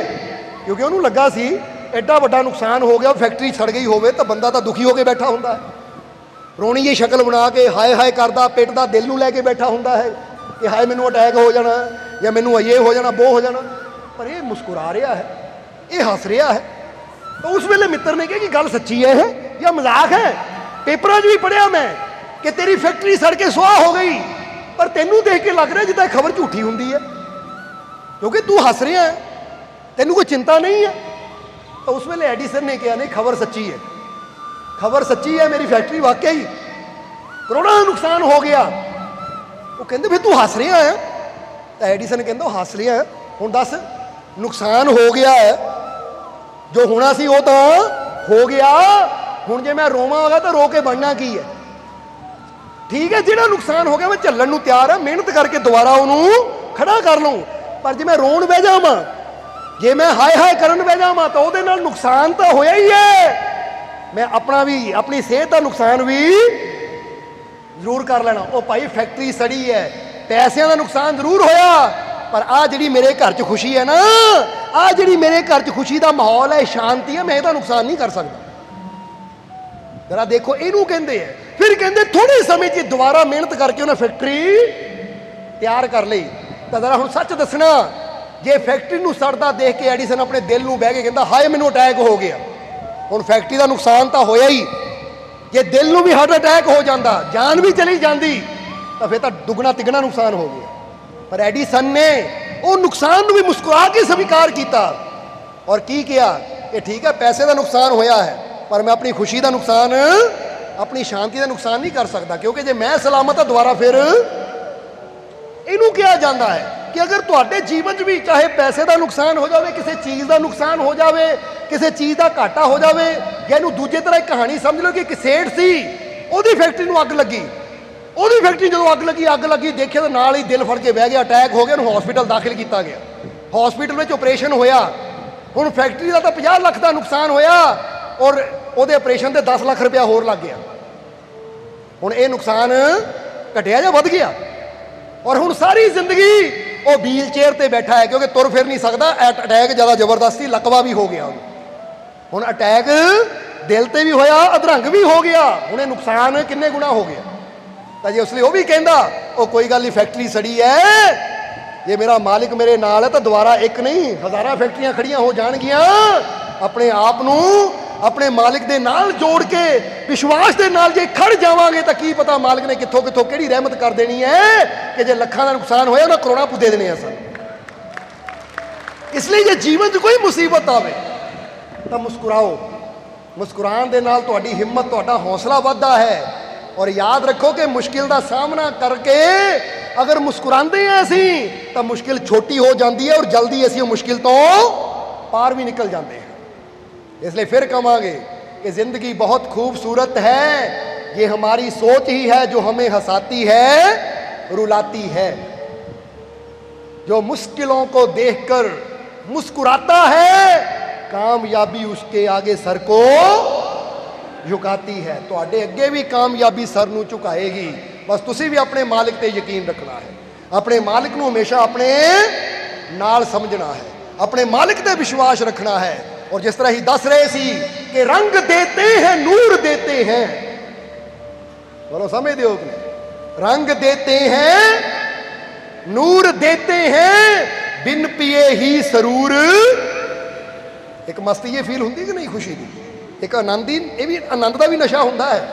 नाम खुमारी नानका, ये नाम का भी नशा होता है, ਉਹਦੀ ਮੁਹੱਬਤ ਦਾ ਵੀ ਨਸ਼ਾ ਹੁੰਦਾ ਹੈ। ਇਸ ਕਰਕੇ ਇਹ ਰੰਗ ਵੀ ਸਾਡੇ ਅੰਦਰ ਉਹ ਭਰਦੇ ਹੈ ਔਰ ਨੂਰ ਵੀ ਰੱਬ ਦਾ, ਫਕੀਰ ਹੀ ਭਰਦੇ ਹੈ, ਔਰ ਸਰੂਰ ਵੀ ਰੱਬ ਦਾ, ਔਰ ਰੱਬ ਦੇ ਨਾਮ ਦਾ ਨਸ਼ਾ ਵੀ ਫਕੀਰ ਹੀ ਦਿੰਦੇ ਹੈ। ਰੰਗ ਦੇਤੇ ਹੈ ਨੂਰ देते हैं, बिन पिए ही सरूर देते हैं। जो आ जाता है मेरे मालिक के दर पर, उसको कुछ ना कुछ जरूर देते हैं। खाली नहीं जान देंगे। रंग भी मिलता है, नूर भी मिलता है, ਉਹਦੀ ਰਹਿਮਤ ਦਾ ਸਰੂਰ भी मिलता है। और ਜਿਹੜਾ आ ਜਾਂਦਾ प्यार विश्वास नाल मालिक के दर ते, वो खाली नहीं जाता, उसको कुछ ना कुछ जरूर देते हैं। ਹੁਣ ਤੁਸੀਂ फील कर लो की कुछ लैके जाना तुम, क्योंकि जैसी सोच होएगी, जैसा विश्वास होएगा, वैसा लै जाओगे तुम। बोलो समझते हो कि नहीं? बस यारी ਉਹਦੇ ਨਾਲ ਲਾ लियो, क्योंकि फिर कहांगे ਜਿਹੜਾ अपने रब नाल यारी ला लेंदा है, अपने मालिक नाल यारी ला लेंदा है, फिर की हुंदा है, ਉਹਨੂੰ कामयाबी सफलता जरूर मिलती है। ਹੁਣ ਦੋ ਹੀ ਗੱਲਾਂ ਜਿੱਦਾਂ ਕਹੀਆਂ ਨਾ ਕਿ ਜਾਂ ਤਾਂ ਆਪਣੇ ਈਸ਼ਵਰ ਨਾਲ ਯਾਰੀ ਲਾ ਲਓ, ਜੇ ਉਹਦੇ ਨਾਲ ਯਾਰੀ ਨਾ ਲਾਈ ਤਾਂ ਫਿਰ ਮੁਸੀਬਤਾਂ ਨੇ, ਪਰੇਸ਼ਾਨੀਆਂ ਨੇ, ਡਰ ਨੇ, ਚਿੰਤਾਵਾਂ ਨੇ, ਦਵਾਈਆਂ ਨੇ ਤੁਹਾਡਾ ਯਾਰ ਬਣ ਜਾਣਾ ਹੈ। ਫਿਰ ਉਹਨੇ ਤੁਹਾਡੇ ਨਾਲ ਯਾਰੀ ਲਾ ਲੈਣੀ ਹੈ। ਇਸ ਕਰਕੇ ਯਾਰੀ ਲਾਣੀ ਤਾਂ ਆਪਣੇ ਮਾਲਿਕ ਨਾਲ ਲਾਓ, ਆਪਣੇ ਮਾਲਿਕ ਤੇ ਵਿਸ਼ਵਾਸ ਰੱਖੋ। और वैसे भी प्लूटो का बड़ा प्यारा वचन है। प्लूटो ने कि बहुत बड़े दार्शनिक होए हैं, फकीर होए हैं, संत होए हैं, उन्होंने बड़ा प्यारा वचन है। वो कहते मन को ठीक किए बिना कभी शरीर ठीक नहीं हो सकता। वो कहते इतना मन ही बिगड़िया तो शरीर कभी ठीक तेरा हो ही नहीं सकता। जो मन तेरा ठीक हो जाए तो बॉडी भी अपने आप ही। इसलिए अज तो अंदर नूं ठीक करो। अंदरों ठीक करने का मतलब की है, जरा हुण सोचो।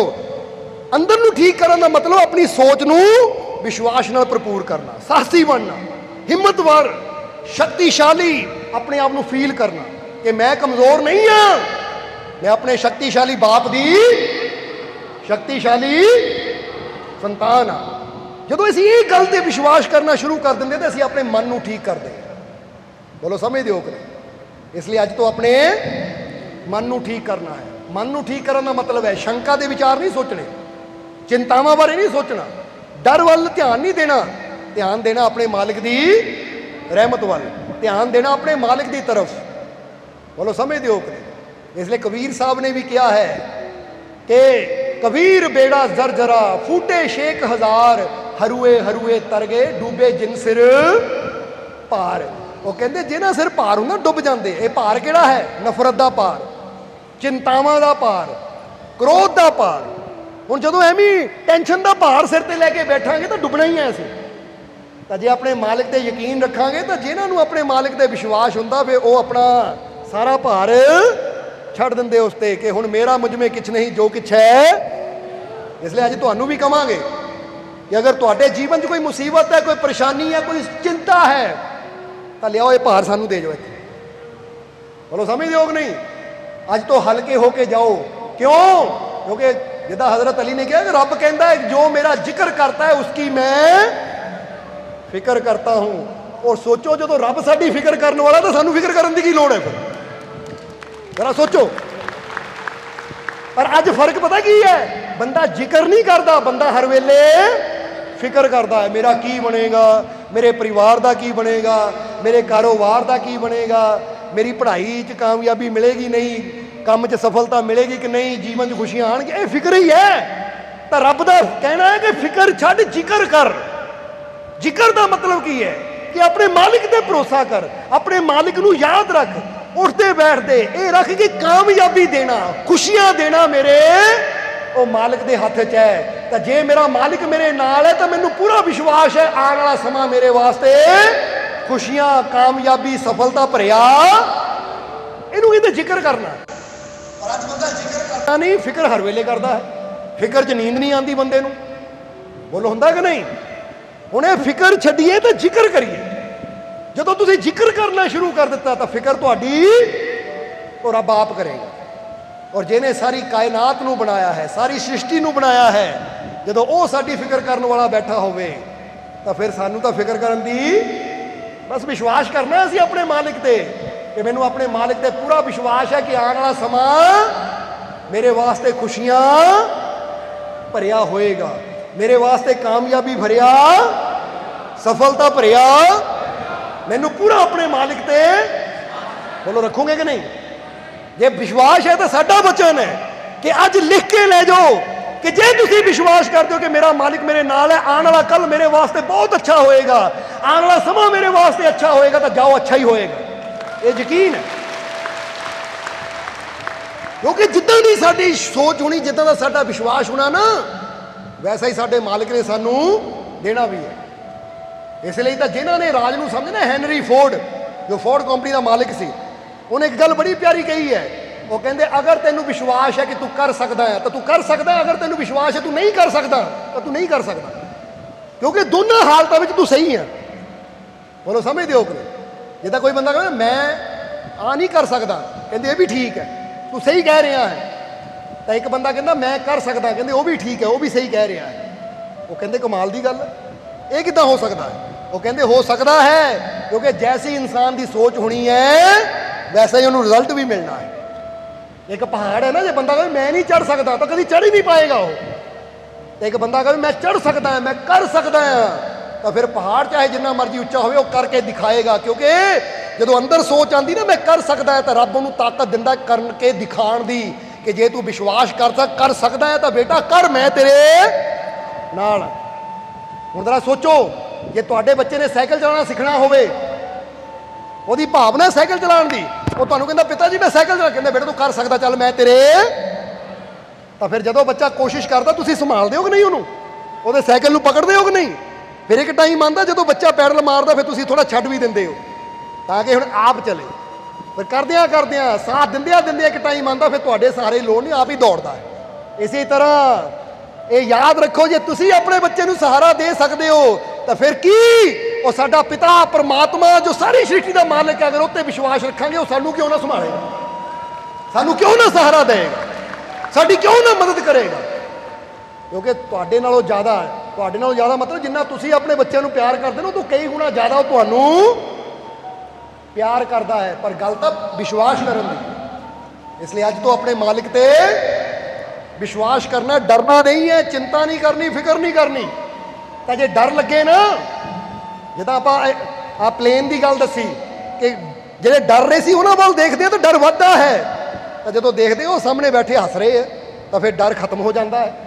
ਇੱਦਾਂ ਹੀ ਦੁਨੀਆ 'ਚ ਵਿਚਰਦਿਆਂ ਹੋਇਆਂ, ਦੁਨੀਆ 'ਚ ਘੁੰਮਦਿਆਂ ਹੋਇਆਂ ਜੇ ਕਿਸੇ ਚੀਜ਼ ਤੋਂ ਡਰ ਲੱਗੇ, ਕਿਉਂਕਿ ਦੇਖਿਆ ਤਰ੍ਹਾਂ ਤਰ੍ਹਾਂ ਦੇ ਨਾ ਪੇਪਰਾਂ 'ਚ ਖਬਰਾਂ ਦੀ, ਹੁਣ ਆਹ ਵਾਇਰਸ ਆ ਗਿਆ, ਹੁਣ ਆਹ ਵਾਇਰਸ ਆ ਗਿਆ, ਪਹਿਲੀ ਲਹਿਰ ਗਈ, ਦੂਜੀ ਆ ਗਈ, ਤੀਜੀ ਆ ਗਈ, ਉਹ ਬੰਦਾ ਐਵੇਂ ਸੁਣ ਸੁਣ ਕੇ ਡਰਦਾ ਰਹਿੰਦਾ ਹੈ। ਜੇ ਇੱਦਾਂ ਦੀ ਕੋਈ ਡਰਾਣੀ ਖਬਰ ਆਵੇ ਨਾ ਤਾਂ YouTube ਤੇ ਜਾ ਕੇ ਸਤਸੰਗ ਸੁਣਿਓ, ਦੇਖਿਓ ਮਾਲਕ ਮੁਸਕਰਾ ਰਿਹਾ, ਤਾਂ ਤੁਹਾਡਾ ਹੌਸਲਾ ਉੱਦਾਂ ਹੀ ਵੱਧ ਜਾਣਾ।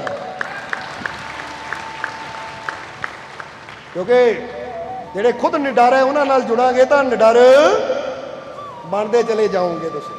ਬੋਲੋ ਸਮਝਦੇ ਹੋ? ਇਸ ਲਈ ਮਜ਼ਾ ਤਾਂ ਉੱਥੇ ਆਉਂਦਾ ਜਿੱਥੇ ਸਾਰੀ ਦੁਨੀਆ ਡਰਦੀ, ਤਾਂ ਮਾਲਕ ਦੇ ਪਿਆਰੇ ਉੱਥੇ ਵੀ ਨਿਡਰ ਹੋ ਕੇ ਸ਼ਾਨ ਨਾਲ ਖੜੇ ਹੋਣ। ਕਿਉਂਕਿ ਇੱਕ ਗਾਣਾ ਹੈ ਨਾ, प्यार करने वाले प्यार करते हैं, कह दो शान से जीते हैं मरते हैं। बस फिर अपने मालिक ना प्यार करने वाले हाँ, ऐसी जीना भी शान है, निडर हो के, तो मरना भी शान है, डर के नहीं मरना, शान ना मरना है। क्योंकि एक बहादुर की मौत होंगी है तो एक डरपोक की मौत होंगी है। वो मौत को देख के कंबदा डरदा डरदा मरदा है, मरदा वो भी है। एक बहादुर होंदा तन के खड़ जाता कि आ जा, मरना तो है ही पर डर के नहीं मरना, शान ना मरना। दुनिया गीत भी वो गाती है, भगत सिंह के गीत गाए जाते कि नहीं, बहादुरी के गीत, क्योंकि फांसी हुई सी पर फांसी का फंदा देख के डरे नहीं, बल्कि कोई गल कही कि सरफरोशी की तमन्ना अब हमारे दिल में है। वो कहते लै ये तो शौक है साडा। मौत नूं भी हस के गल ना लाया था। अज उन्हां दी शान विच देखो किदां कई जगह उन्हां दे बुत खड़े कीते गए, प्रतिमा खड़ी की गई है। शान दे विच कवितावां बच्चे लिखते हैं, या इदां गुरुआं रहबरां दी गल कर लीए, पीरां फकीरां दी गल कर लीए, सरबत ने हस के सर नूं कटा दिता तां अज उन्हां दी शान बयान की जाती है। बोलो की जाती कि नहीं? तो जो भी डर के मरदे, बोलो समझते हो कि नहीं? जिदा एक गल याद आ गई सानू, एक जहाज़ का कप्तान सी। एक तो एक बहुत अमीर आदमी ना उस जहाज़ में गया, तो उन्हें कप्तान को पूछया कि कप्तान तेरे दादा जी की मौत किदां हुई सी? वो कहता जी जहाज़ के डुबण नाल मौत हुई सी। कहते तेरे परदादे की मौत? वो कहते जहाज़ डुबण नाल। और तेरे पिता की मौत? कहते उन्होंने मौत भी जहाज़ ही हुई। वो कहते फिर तेनों डर नहीं लगता? तेरा परदादा जहाज़ च मरिया, दादा जहाज़ च मरिया, डैडी जहाज़ च मरिया, तू भी जहाज़ ही काम करदा, तेनों डर नहीं लगता? नहीं तो बंदा कहता लै आह काम ना मेरे डैडी की मौत हो गई, मैं नहीं भरावा करना, आह काम च मेरा दादा मरिया मैं नहीं करना। तो कप्तान ने गल बड़ी प्यारी कही। वो कहते सेठ जी एक गल दस्यो, तुहाडे परदादे की मौत कित्थे हुई सी? कहता आराम नाल बिस्तर ते पे दी हुई सी। सेठ ने कहा कहते तुहाडे दादे की? कहते वो भी बिस्तर ते। कहता तुहाडे डैडी की? कहता वो भी बिस्तर ते। तो कहता फिर तुसीं बिस्तर ते सोना बंद कर दिता? बोलो समझते हो कि नहीं? जब तुहाडे दादे की मौत बिस्तर ते हुई, क्योंकि धनी बंदे ने बिस्तर ते ही मरना है, किते जंग च तां मरना नहीं। तुहाडा दादा बिस्तर ते मरिया, परदादा बिस्तर ते मरिया, मैनूं यकीन है कि उहदे दादे परदादे बिस्तर ते मरे, पर तुसीं बिस्तर ते सोना नहीं बंद करता मौत दे डर नाल। तां मेरा जे दादा परदादा जहाज़ च मरिया तो मैं मौत तो डर के जहाज़ का काम क्यों बंद कर देवां? मज़ा तो यह है ना कि जिहदा बंदा डरदा होवे ना, बंदा वो करके दिखावे, तां ही कहंदे डर के आगे। इसलिए डरना नहीं है, बल्कि यही डर नूं डराना है। ऐसी डर के बैठना नहीं है, ऐसी डर नूं हराना है और करके दिखाना है। मज़ा तो फिर बोलो समझते हो? इस करके अज तो सारे डर छड्ड दिओ। जिदा फिर कहांगे, अगर अज कोई चिंता का भार दिमाग ते है, किसी बीमारी का बोझ है, किसी काम ना होने का बोझ है, किसी परेशानी का बोझ तुहाडे दिमाग ते ना जला दिओ, क्योंकि हरुए हरुए तर गए। जे तरना आ ये चिंतावां दा, टेंशनां दा भार अज इत्थे ला के जाना है, हल्के हो के जाना है, इस विश्वास नाल कि हुण मैं ये भार मालिक नूं सुपुर्द कीता, हुण मेरा मालिक आपे ही इहदा अंत करेगा और मैनूं खुशियां तक लैके जाएगा। समझदे हो? जिहड़ा बंदे दे पटारे 'च कोई सप्प होवे ना, डराण वाला बंदा कहंदा मारे सप्प नूं इत्थे रख लो, वो कहंदे लै काबू कर लैंदे, तूं हुण बेफिक्र हो के जिंदगी जी। अज अपनियां मुश्किलां दे ना सारे बोझ इत्थे छड्ड के जाने। बोलो समझते हो कि नहीं? नफरत नूं छड्ड दिओ, चिंतावां नूं छड्ड दिओ, किसी के प्रति कोई मन च गुस्सा गिला माफ़ कर दिओ, ਅੱਜ ਫ੍ਰੀ ਹੋ ਕੇ ਜਾਓ ਤਾਂ ਕਿ ਤੁਹਾਡੇ ਵਿਹੜੇ ਤਰਦੇ ਹੀ ਚਲੇ ਜਾਣ। ਤਰਦੇ ਕੀ, ਛਾਲਾਂ ਮਾਰਦੇ ਜਾਓ ਕਿ ਦੁਨੀਆ ਦੇਖੇ ਭਾਈ ਕੱਲ ਕੀ ਸੀ ਅੱਜ ਕੀ ਬਣ ਗਿਆ। ਚਲੋ ਸਮਝਦੇ ਹੋ ਪੂਰੇ ਕੌਨਫੀਡੈਂਸ ਨਾਲ, ਪੂਰੇ ਵਿਸ਼ਵਾਸ ਨਾਲ, ਕਿਉਂਕਿ ਤੁਹਾਨੂੰ ਆਪਣੇ ਆਪ ਤੇ ਵੀ ਵਿਸ਼ਵਾਸ ਹੋਣਾ ਚਾਹੀਦਾ ਹੈ ਔਰ ਆਪਣੇ ਮਾਲਿਕ ਤੇ ਵੀ ਵਿਸ਼ਵਾਸ ਹੋਣਾ ਚਾਹੀਦਾ। ਬੋਲੋ ਹੈ ਕਿ ਨਹੀਂ? ਇਸ ਲਈ ਹੁਣ ਕਹਿ ਦੇਣਾ ਆਖਰਲੇ ਵਚਨਾਂ 'ਚ ਕਿ ਮੈਨੂੰ ਆਪਣੇ ਮਾਲਿਕ ਤੇ ਪੂਰਾ, ਮੈਨੂੰ ਆਪਣੇ ਮਾਲਿਕ ਤੇ ਪੂਰਾ, ਮੈਨੂੰ ਆਪਣੇ ਮਾਲਿਕ ਤੇ ਪੂਰਾ, ਮੇਰੀਆਂ ਝੋਲੀਆਂ ਖੁਸ਼ੀਆਂ ਨਾਲ, ਮੇਰੀਆਂ ਝੋਲੀਆਂ ਖੁਸ਼ੀਆਂ ਨਾਲ, ਮੇਰੀਆਂ ਝੋਲੀਆਂ ਖੁਸ਼ੀਆਂ ਨਾਲ, ਮੇਰੇ ਸਾਰੇ ਦੁੱਖ ਦੂਰ, ਮੇਰੇ ਸਾਰੇ ਦੁੱਖ ਦੂਰ, ਮੇਰੇ ਸਾਰੇ ਦੁੱਖ ਦੂਰ। ਮੇਰਾ ਮਾਲਿਕ ਮੇਰੇ, ਮੇਰਾ ਮਾਲਿਕ ਮੇਰੇ, मेरा मालिक मेरे, मैं बहुत, मैं बहुत, मैं बहुत, मैं रहमत ना भरपूर, रहमत ना भरपूर, खुशियां ना भरपूर, आनंद ना भरपूर, आनंद ना भरपूर। वाकई ये हो के जाओ, तुम हो गए। तो हुण इन्हां वचनां नाल ही अज दे सत्संग की समाप्ति करांगे और आने वाला समा तुहाडे सब दे वास्ते खुशियां, कामयाबी, सफलता भरिया होवे। यही साडी उस मालिक दे चरनां 'च अरदास बेनती है। और जद अज सत्संग 'च पहुंचे हो कोशिश करना कि वीरवार भी जरूर पहुंचो, क्योंकि फिर शुक्रवार की साडी फ्लाइट है। और तुहानूं पता ही है कि 14 तरीक दिन ऐतवार नूं वुलवहैम्पटन विखे एक पीर दरबार है जिथे साडा सत्संग होण जा रहा है। आप भी अपने सज्जणा मित्रां नूं कॉल करके दस देना, तुसीं जिहड़े भी इंग्लैंड 'च बैठे है कि उस सत्संग 'च पहुंच के वो भी रहमत हासिल कर सकते हैं। फिर 24 की साडी वापसी होएगी, 25 का सत्संग फिर दरबार ते होएगा। तो जिदा अज पहुंचे हो कोशिश करना सारिਆਂ ने कि असीं इस वीरवार भी आइए और 25 तरीक को भी दरबार से जरूर पहुंचीए। और फिर उसके नाल 2 अक्तूबर बहुत खुशियां का दिन आ रहा, बड़े मालकां दा महान पवित्र प्रगट दिवस। वो भी याद रखना कि असीं तन मन धन दे नाल उस सहयोग भी देना, तो हुम हुमा के वो खुशियां भरे दिन च पहुंचना भी है और मालिक दी रहमतां हासिल करके अपना जीवन भी सफल बनाना है। और हुण अंत विच यही उस मालिक के चरणों च अरदास बेनती करांगे कि मालिक अपनी रहमत, अपनी बख्शिश, अपनी कृपा तुहाडे ते सदा बनाए रखन। और जिन्ने भी जीव अज उस मालिक के घर पहुंचे हैं, हाज़री लगा रहे हैं, मालिक तुहाडी सब दी हाज़री कबूल करन। जिहड़े अज उस मालिक के नाम दी नियाज़ां लैके आए हैं, जे कोई अपनी तकलीफ, दुख, दर्द की नियाज़ लैके आया है तो मालिक उहदी तकलीफां की नियाज़ नूं कबूल करन और उहदियां तकलीफां, दुखां नूं दूर करन, उहदी झोली खुशियां नाल भरपूर करन। और जिहड़े जीव अज खुशियां की नियाज़ लैके आए हैं, मालिक उन्हां दी झोली जिन्नियां खुशियां पा देन कि उन्हां नूं कदी फरियाद करन दी, मंगण दी कदी लोड़ ही ना पवे। और अपनी रहमत, अपनी कृपा, दया, मेहर हमेशा मालिक तुहाडे ते बनाए रखे। जिहड़े सेवा 'च सहयोग देने वाले है, मालिक उन्हां दी कमाई 'च बरकतां पाण के, इसी तरह मालिक दे घर दी, दरबार दी, संगत दी सेवा करके वो मालिक दी रहमतां हासिल करके अपना जीवन सफल बनाते रहन। और अपनी कृपा, दया, मेहर, रहमत, बख्शिश हमेशा मालिक तुहाडे ते बनाए रखन। यही साडी उस मालिक दे चरनां 'च अरदास बेनती है। और हुण अंत विच तुहाडे सब दे अंदर वास्ते उस मालिक नूं प्रणाम करदे हां। साडा प्रणाम स्वीकार करो। जय मालिकां दी।